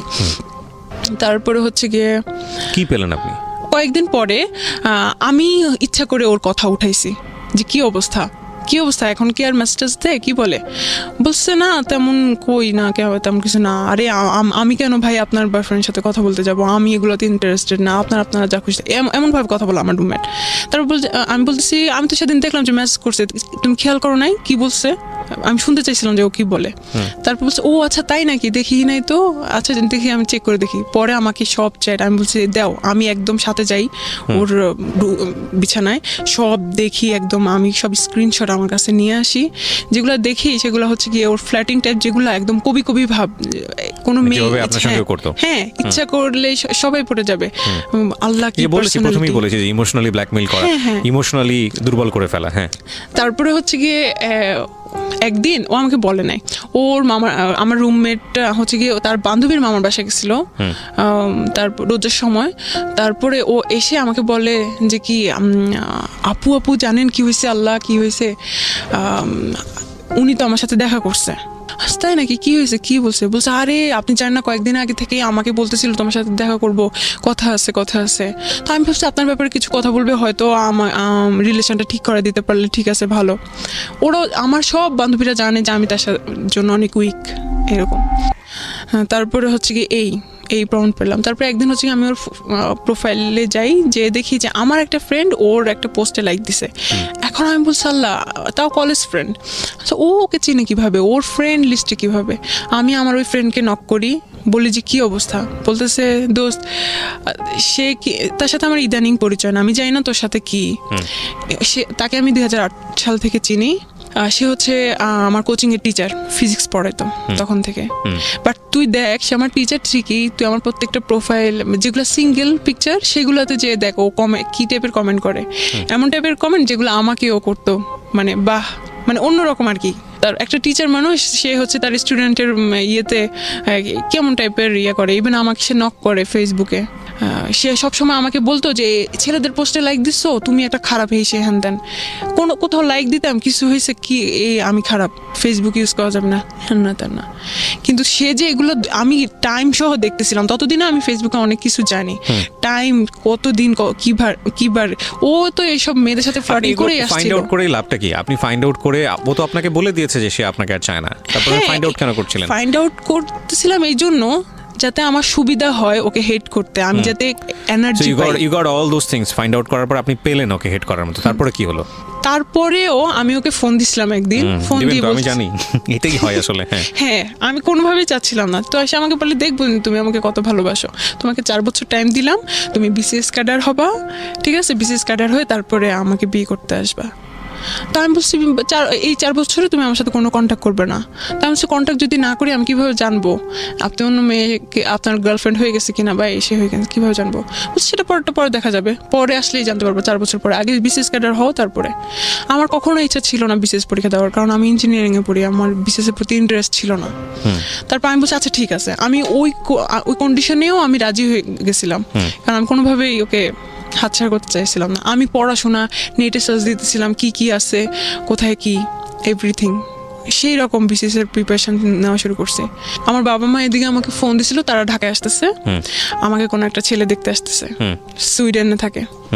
তারপর হচ্ছে গিয়ে আমি গেলাম, এমন অবস্থা বাসার মনে যেন আজকে বিয়ে হয়ে যাচ্ছে, এরকম একটা অবস্থা। বাসার সবাই খুব এক্সাইটেড। ওই ছেলের সাথে আমার যখন কথা হইলো, একটা রুমে আমাদেরকে পার্সোনালি কথা বলতে দিল, আমি খুব নার্ভাস ছিলাম, আমি শুধু হ্যাঁ না করতেছিলাম। ওই ছেলেটাকে খুব পজিটিভ মনে হয়েছিল আমার ব্যাপারে। তারপরে হচ্ছে গিয়ে বলতেছিল দেখা হবে, ওই ছেলেটা আমাকে বলতেছিল দেখা হবে ইনশাল্লাহ, এটা বলে চলে গেছে। কিন্তু ওই ছেলেটাকে আমার ফুফুর পছন্দ হয় নাই, কারণ ছেলেটা একটু বয়স্ক ছিল, হেলদি টেলদি ছিল, আমার সাথে তাকে যাচ্ছিল না।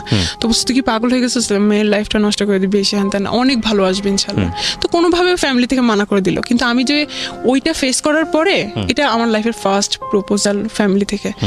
আমি বাসায় আমার মেসেজ যাওয়ার পর আমি অনেক চিন্তা করলাম যে আমার বাবা আমার জন্য ছেলে দেখতেছে, সুইডেন থেকে শুরু করছে, তার অনেক টাকা বেতন, সে কিন্তু অনেক এস্টাবলিশ, আর সে তো আমার গায়ে হাত দেওয়ার সাহসও পাবে না, আমার বাবা হাত ভেঙে ফেলবে ওর, বা ফ্যামিলি থেকে একটা ইয়া নিবে। আর আমি যাকে পছন্দ করি আমি এভাবে ইগনোর হচ্ছি, আমার ভালোবাসার মূল্য তার কাছে নাই, আমি কোথায় আছি, কি করতেছি আমি, এই ধরনের আমি চিন্তা করতেছিলাম। আমি খুব একটা এনার্জি পাইছি ওই জায়গা থেকে। তো আমি ওকে ফোন দিয়ে বলতেছি আমি আপনাকে আর ফোন দিব না, আমি আপনাকে আর ডিস্টার্ব করবো না, আপনি আপনার মতো থাকেন।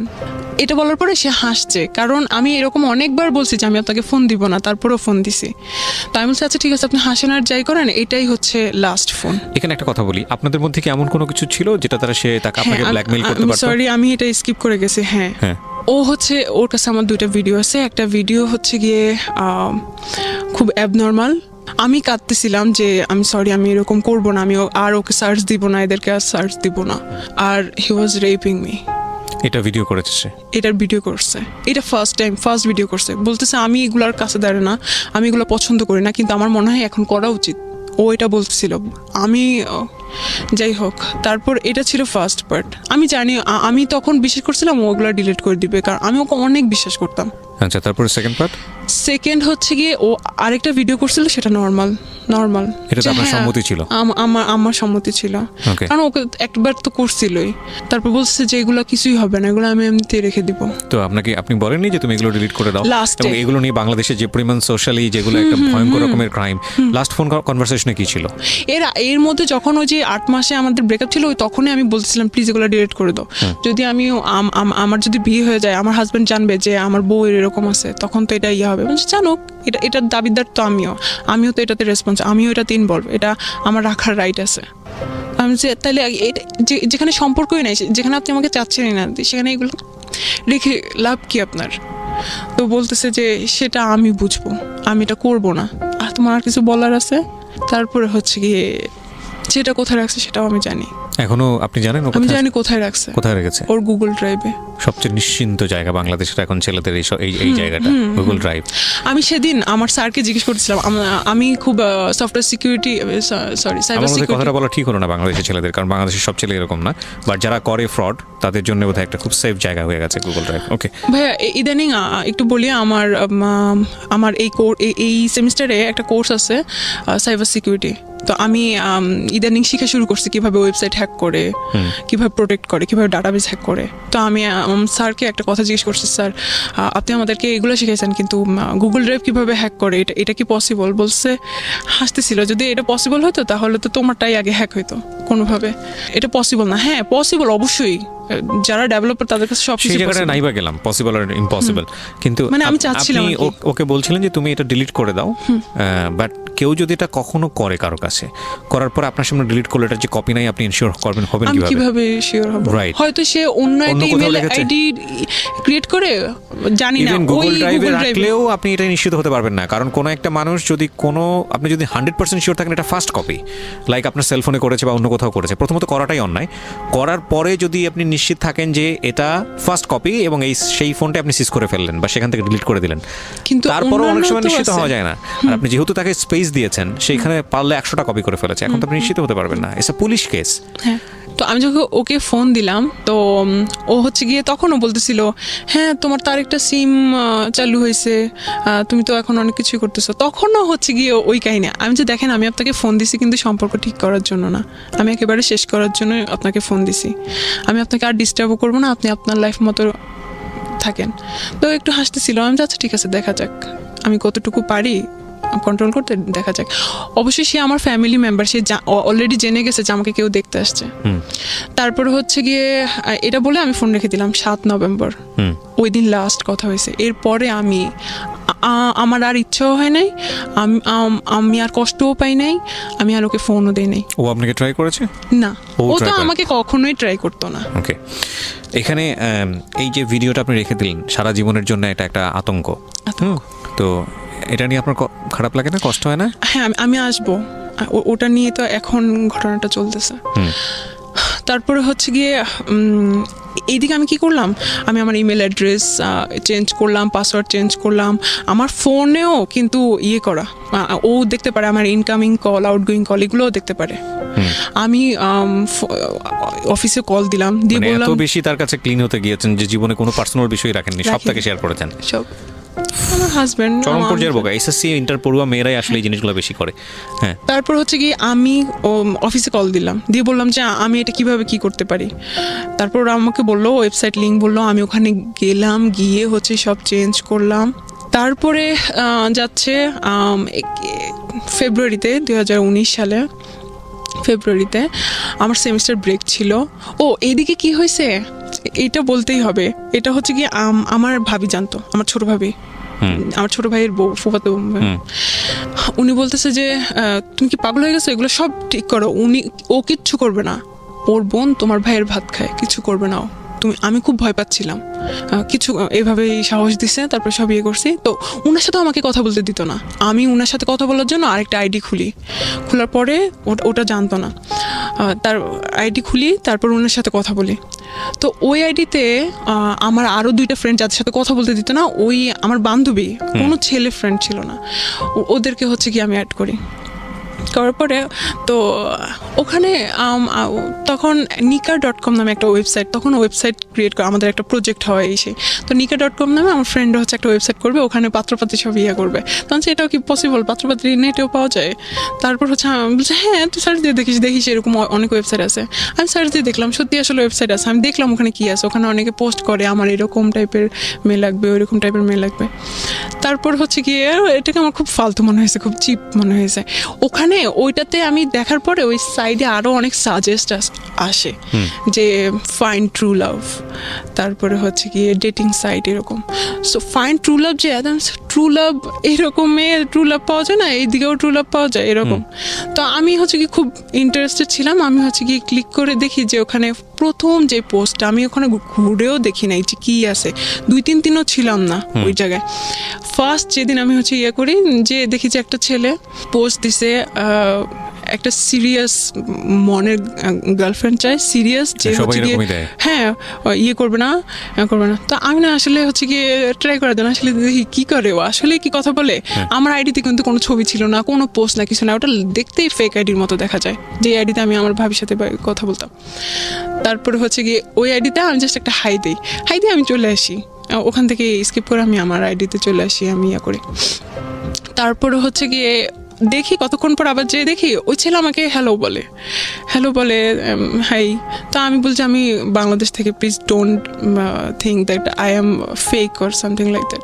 ফার্স্টে কোথা থেকে ছিল?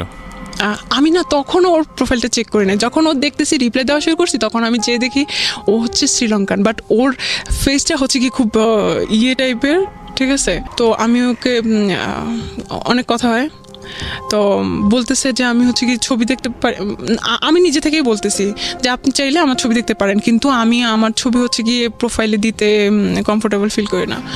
তারপরে বলতেছিল যে আচ্ছা ঠিক আছে, হ্যাঁ অবশ্যই অবশ্যই, আমি কার সাথে কথা বলতেছি আমি দেখতে চাই।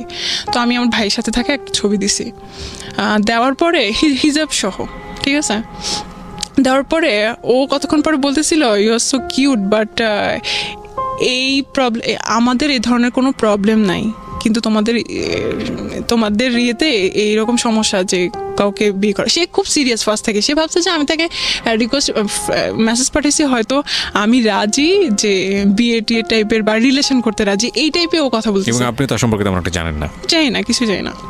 তারপরে হচ্ছে গিয়ে আমি বলছি আপনি কি শ্রীলঙ্কা থেকে, আমি তখন হচ্ছে গিয়ে বানানটা ভুল করছি, শ্রীলঙ্কা লিখছি, শ্রীলঙ্কা, তো হাসতেছিল এভাবে।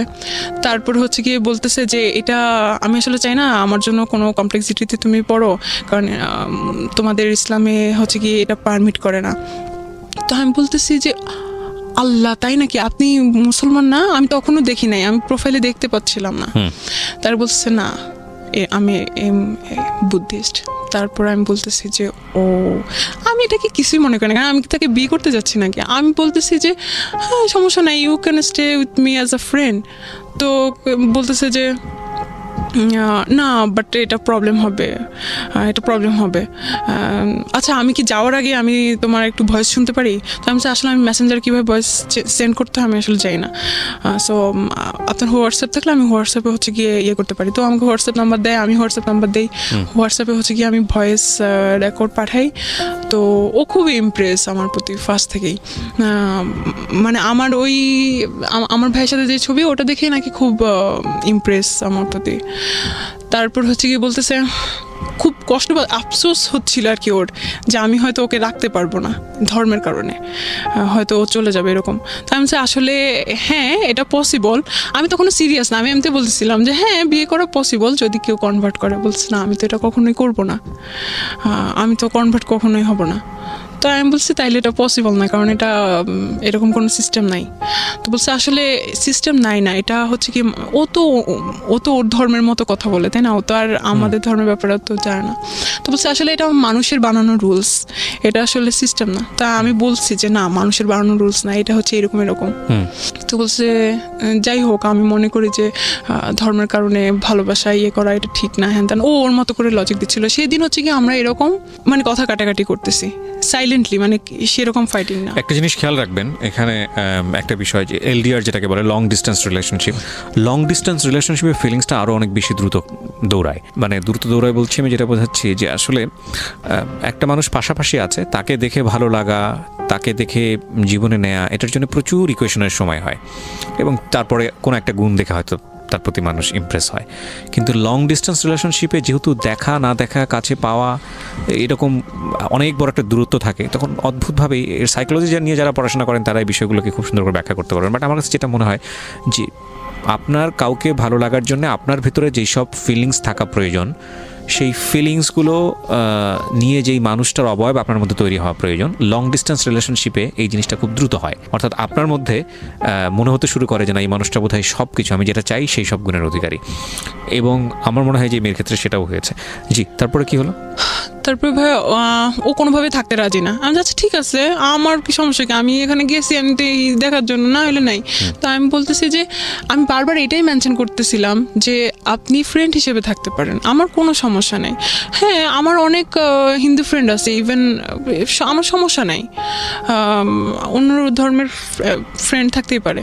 সে বারবার এটাই বলতেছিল যে না আমি তোমাকে কোনো কমপ্লেক্সিটিতে ফালাতে চাই না, বিকজ সে নাকি মানে 5 বছর পরে কিছু একটা ফিল করতেছিল, যে এই ফিলিংসটা সে কখনোই পায় নাই, মানে আপনাকে দেখে। তারপর আমি জাস্ট ওকে একটা ভয়েস মেসেজ পাঠাই, সে আমাকে বলছে যে তোমার কি মনে হয়, তুমি কি এরকম কিছু ফিল করতে পারতেছো বা তোমার কি মনে হয়? তাই আমি বলছি আমি জানি না, বাট আমি চাই, আমি আপনাকে যেতে দিতে চাই না, আপনি আমার সাথে ফ্রেন্ড হিসেবে থাকতে পারেন, একটু আমি জাস্ট ভয়েস মেসেজ পাঠিয়েছিলাম।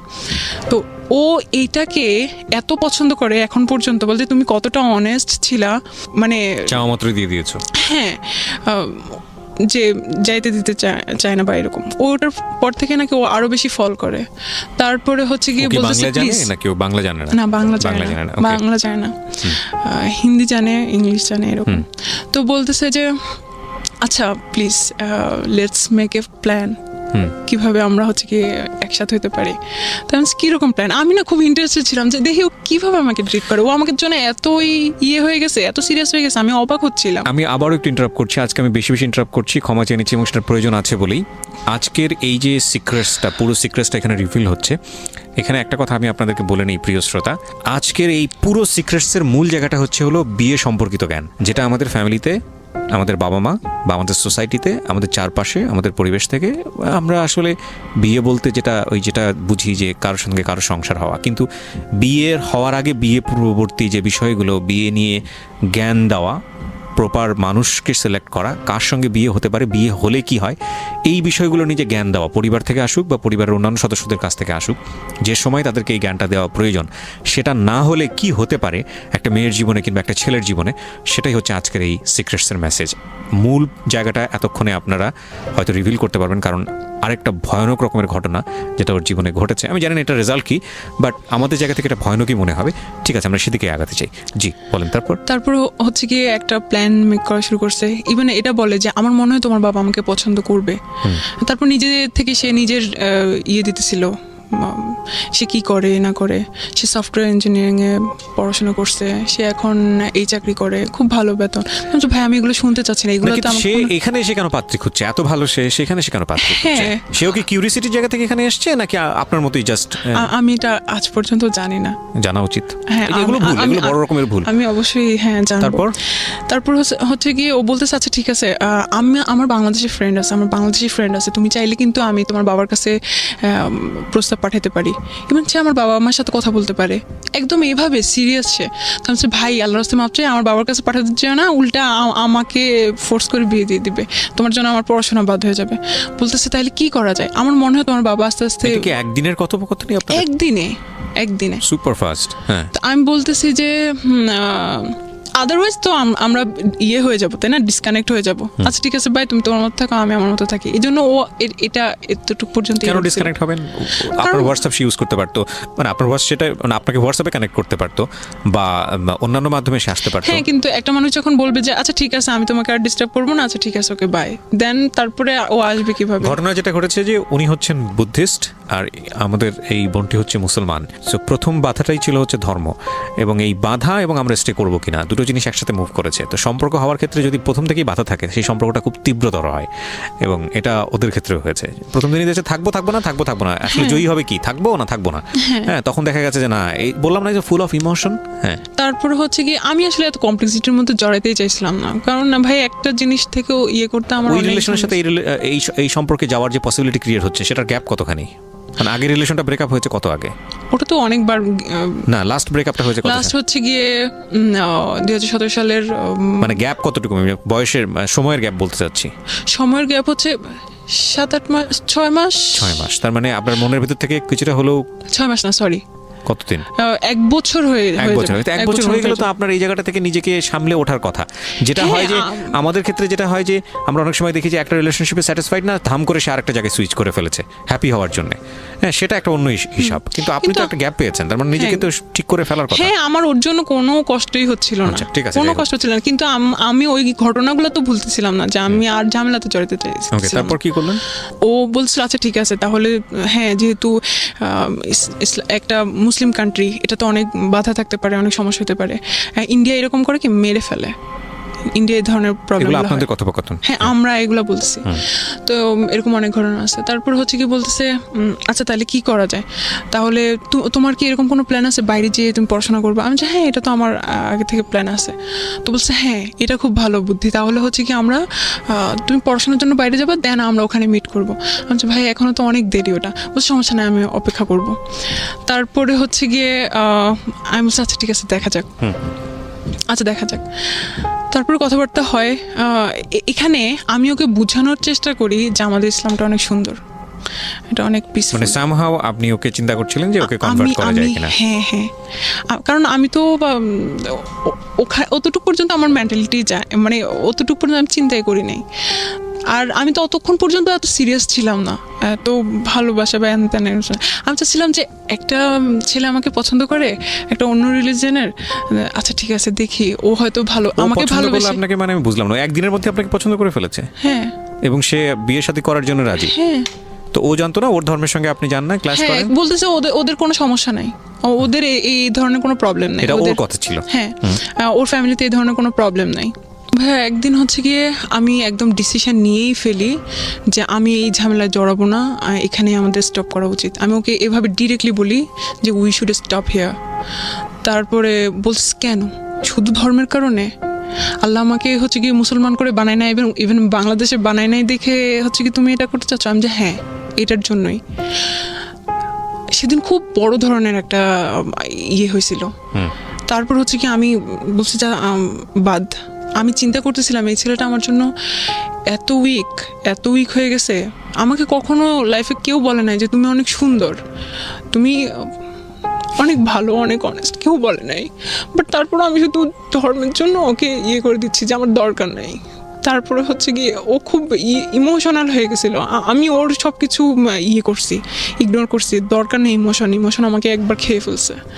তারপর আরেকটা জিনিস তো আছে ট্রাস্ট। আমি তো ওভাবে ওকে ফুললি ট্রাস্ট করতেই পারতেছি না। ও কেন আমাকেই ইয়ে করতে আসবে? আমাকে দেখে না আমি এরকম।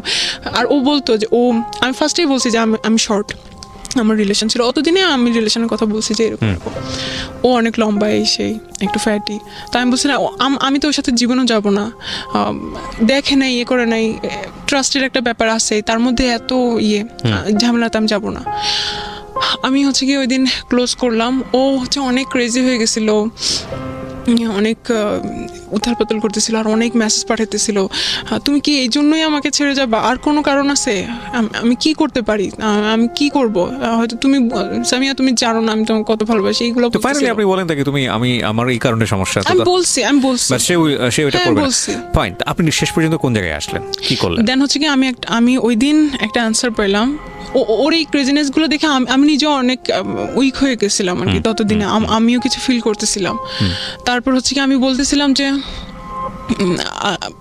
নামাজ পড়লাম যাতে আমি একটা ভালো আনসার পাই, আমি কোরআন শরীফ পড়লাম। তারপর একটা সময় মনে হলো যে ও তো ওর কবরে শুবে, আমি তো অবশ্যই চেষ্টা করব, অবশ্যই আমার লাস্ট ব্রেথ পর্যন্ত। আর দোয়া করতে থাকবো আল্লাহ জানি ওকে হেদায়েত দেয়, কারণ হেদায়েতের মালিক আল্লাহ। আল্লাহ যদি না করে আমি কিছু করতে পারবো না। আর যদি না হয়, ওর জন্য শাস্তি পাবে, ওর কাজের জন্য শাস্তি পাবে, ওর কবরে। আর আমি আমার কাজের জন্য শাস্তি পাবো। মানে আপনি এটা এগ্রি করেই ঝাঁপ দিয়েছেন? হ্যাঁ। দেন আমি ওকে বললাম আচ্ছা ওকে ফাইন। হ্যাঁ। তারপরে আমি বলতেছি আচ্ছা ঠিক আছে, তাহলে এই যে আমরা ভিডিওতে কথা বলতেছি, আমি চিন্তা করলাম যে ভিডিওতে যদি ভিডিও কলে যে আমরা কথা বলবো, আমি শুনছি অনেকে অনেক কাহিনী করে, সেই হানতেন অনেক খারাপ কথাবার্তা বলে। তো এগুলো করলে হয়তো আমার অবশ্যই আবার ইসলামে এটা যায় গুনাহ হবে, বা একটা সিকিউরিটি বা সব কিছু। আমি বললাম আচ্ছা ঠিক আছে, যেহেতু বিয়ে করবোই ডিসিশন নিয়েছি, বিয়ে করে ফেলবো। তার কথা হচ্ছে গিয়ে আমি 6 মাস পরে, মানে 6 মাস ওর চাকরিতে 6 মাস কমপ্লিট হওয়ার পরে আসবে, কিন্তু ততদিনে হচ্ছে 3 মাস আর কি, মেতে এরকম ওর 6 মাস পূরণ হয়। তো বলছে তখন আসবো। আমি আচ্ছা ঠিক আছে, তখনই আমরা বিয়ে করবো। এখন বিয়ে যে করবো, এটা কিভাবে বিয়ে করব, কি করব, এগুলো সব আমরা হচ্ছে কি ও নেটে সার্চ দিতে থাকলো, আমি নেটে সার্চ দিতে থাকলাম কিভাবে কি করা যায়। তারপরে হচ্ছে কি এইদিকে বিয়ে করব, তো আমি ঠিক আছে বুঝলাম বিয়ে করবো, আমি ওকে বলছি। বাট একটা যে বিশ্বাসের জায়গা, ও যে আসলেই ভালো মানুষ, ও যে আসলে রিয়েল, এটা আমি বিশ্বাস করতে এত অন্ধবিশ্বাস করি নাই আর কি। তো ও আমাকে বারবার বলতেছিল প্লিজ পাসপোর্ট বানাও, কারণ তোমার বাবা যদি এটা কোনোভাবে জানে বা কিছু, কারণ বিপদ আপদে নাই, তোমাকে জোর করে বিয়ে দিয়ে দেবে, তখন আমার কি হবে? পাসপোর্ট বানাও, যাতে কোনো প্রবলেম হলে আমি ভিসা ঠিক করে তোমাকে নিয়ে আসতে পারি। তো আমি বলছিলাম আমি তো স্টুডেন্ট মানুষ, আমার বাবা সব কিছু, আমার এক্সট্রা কোনো টাকা থাকে না পাসপোর্টের জন্য। তখন হচ্ছে গিয়ে 3000 সামথিং ও আপনাকে পাঠিয়ে দিয়েছে এবং আপনি বিশ্বাস করে ফেলেছেন? না, ও আমাকে পাঠিয়ে দিচ্ছে, বলছে যে আচ্ছা ইমার্জেন্সিটা করতে। তো করলাম, অনেক হ্যাঁ তখন একটু ট্রাস্ট ক্রিয়েট হয়েছে যে ছেলেটা আমার জন্য টাকা পাঠিয়েছে এতদিন টাকা একটু ক্রিয়েট হয়েছে, পুরোটা না। তারপর আবার মনে হলো যে হ্যাঁ ওর টাকা আছে 9,000 আর 7-8,000 টাকা পাঠাইলেই কি ইয়ে হয় নাকি, হয়তো টাকা দিয়ে আমাকে কিনতে চাচ্ছে বা এসে, এগুলো তো আমি চিন্তাই করতেছিলামই। তারপরে আবার কি করছে, এখন আমি ওকে বলতেছিলাম আচ্ছা না, আমি একটা অত ইন্ডিটেলে যাচ্ছি না। আমি একটা জিনিস একটু বলেন আমাকে, somehow you trust him, right? আপনি তাকে ট্রাস্ট করেছেন। বিয়েটা আপনারা করেছেন কি করেন নাই? হ্যাঁ বিয়েটা করেছেন। কিভাবে করেছেন? আমরা হচ্ছে গিয়ে কোর্টে গিয়ে করেছেন? না কোর্টে না, একটা লয়ারের কাছে গেছি, এইটা সম্পর্কে জানছি। তারপরে সে বলছে যে হ্যাঁ এরকম বাংলাদেশে একটা ব্রিটিশ অ্যাক্ট আছে 1872 অ্যাক্ট অনুযায়ী এটা করা যায়, যেটা আপনি আমাকে অফ এয়ারে বলছিলেন, স্পেশাল ম্যারেজ অ্যাক্টে। ও বাংলাদেশে এসেছিল। হ্যাঁ ও বাংলাদেশে আসছিল। বাংলাদেশে আসার আগে আমরা বিয়ে শপিং করছি, আমার যত ড্রিম ছিল সব পূরণ হয়েছে। ওকে সামিয়া, আপনি ওই বিষয়গুলোতে আমি যেতে চাচ্ছি না, কারণ মানুষ এখন অনেক কষ্ট পাবে আপনার কথা শুনে, হয়তো রাগ করবে, because we live in the society, আমাদের একটা ধর্ম আছে, আমাদের কিছু নিয়মকানুন আছে। বাট আমি আবারও বলছি, সেটা হলো যে এটা সামিয়ার জীবনের গল্প, এবং সামিয়া যেটা করেছে সেটা এখানে এসে বলেছে, এবং এখান থেকে আপনার যা শেখার আপনি তাই বলবেন, তাই শিখবেন। সামিয়াকে জাস্টিফাই করা আমাদের অনুষ্ঠানের উদ্দেশ্য না। তবে লেসনটা কোথায়, যেটা আমি বলেছিলাম প্রথমেই, যে ফার্স্ট ঘটনাতেও হাজব্যান্ড বানিয়ে ফেললো বিয়ে ছাড়াই। সেকেন্ড ঘটনাতে দেখেন, সেকেন্ড ঘটনাতেও বিয়ের তো একটা ধর্মীয় বিধান, সেই ধর্মীয় বিধান অনুযায়ী আমি যতদূর জানি, আমার ক্ষুদ্র জ্ঞানে যতটুকু বলে, আমি বারবারই বলি ধর্ম বিষয়ে আমি কিছু বলতে গেলে আমি আসলে অতটা জানি না। একটা যে মানুষের জীবন চলাচলের পথে যতটুকু জানার প্রয়োজন বা যতটুকু জানলে হয়তো চলা যায় টুকটাক, অতটুকুই হয়তো বা জানি, বা তার চেয়ে অনেক কম জানি। তো সেই জায়গা থেকে আমি যতটুকু জানি, আমাদের ধর্ম এটা পারমিট করে না, আমাদের ইসলাম ধর্ম এটা পারমিট করে না। প্রত্যেকটা ঘটনা ঘটানোর আগে এটা রেজাল্ট পজিটিভ হলে কি চিন্তা করা উচিত, পজিটিভ হলে আপনি কী করবেন সেটাও চিন্তা করা উচিত, নেগেটিভ হলে কী করবেন সেটাও চিন্তা করা উচিত। এবং আমি যেটা বলছিলাম শেষে শুধু একটা কথাই বলতে চাই, প্রিয় শ্রোতা যারা শুনলেন, বাবা মায়ের জায়গা থেকে যারা শুনছেন, তাদেরকে বলবো, আপনাদের এটা সর্বোত্তম দায়িত্ব, সবচেয়ে প্রায়োরিটি দায়িত্ব, যে ছেলে মেয়ের যখনই মোটামুটি বয়স হবে ওদেরকে বিয়ে এবং সংসার জিনিসটা কি এটা নিয়ে একটা ভালো জ্ঞান দেন, প্রতি মুহূর্তে শেখান, যাতে করে ওরা ভুল সিদ্ধান্ত না নেয়। এবং এটা খুবই জরুরি দায়িত্ব। একাডেমিক পড়াশোনা যতটা গুরুত্বপূর্ণ, তার চেয়েও ভয়ানক রকমের গুরুত্বপূর্ণ হচ্ছে এই বিষয়টা, খুবই গুরুত্বপূর্ণ। কারণ অনেক বড় বড় গ্র্যাজুয়েট আছেন যারা এই জীবনে এসে ভয়ঙ্কর রকমভাবে ভুল করে ফেলেন। এবং একই সাথে যারা আজকে টিনেজাররা শুনছো, শুধু একটা কথাই বলতে চাই, আমরা উইশ করি এই বোনটির জন্য ভালো থাকুক, কিন্তু আমরা এটা কখনোই বলবো না যে জীবনে এমন কোনো সিদ্ধান্ত নিও না বিয়ের ক্ষেত্রে যেখানে পরিবারকে ছাড়তে হয়, যেখানে ধর্মকে ছাড়তে হয়। কারণ বিয়েটা শুধু একটা মানুষের সাথে থাকার সিদ্ধান্ত না, ডেফিনেটলি নট। যদি দুই একটা ক্ষেত্রে এক্সেপশনাল হয়ে যায়, দ্যাট ইজ ডিফারেন্ট কেস, ওইটা নিয়ে এক্সেপশন কান বি এক্সাম্পল, কিন্তু এটা একটা ভয়ঙ্কর রকমের বাজে সিদ্ধান্ত। এবং এই সিদ্ধান্তে ধর্ম ছাড়িনি না, ডেফিনেটলি আমরা সেটাও বলছি না আপনাকে যে আপনি ধর্ম ছেড়েছেন, আমি সেটা বলিনি, বাট ধর্মীয় বিধিনিষেধ যেটা আছে সেটা আপনি অমান্য করেছেন।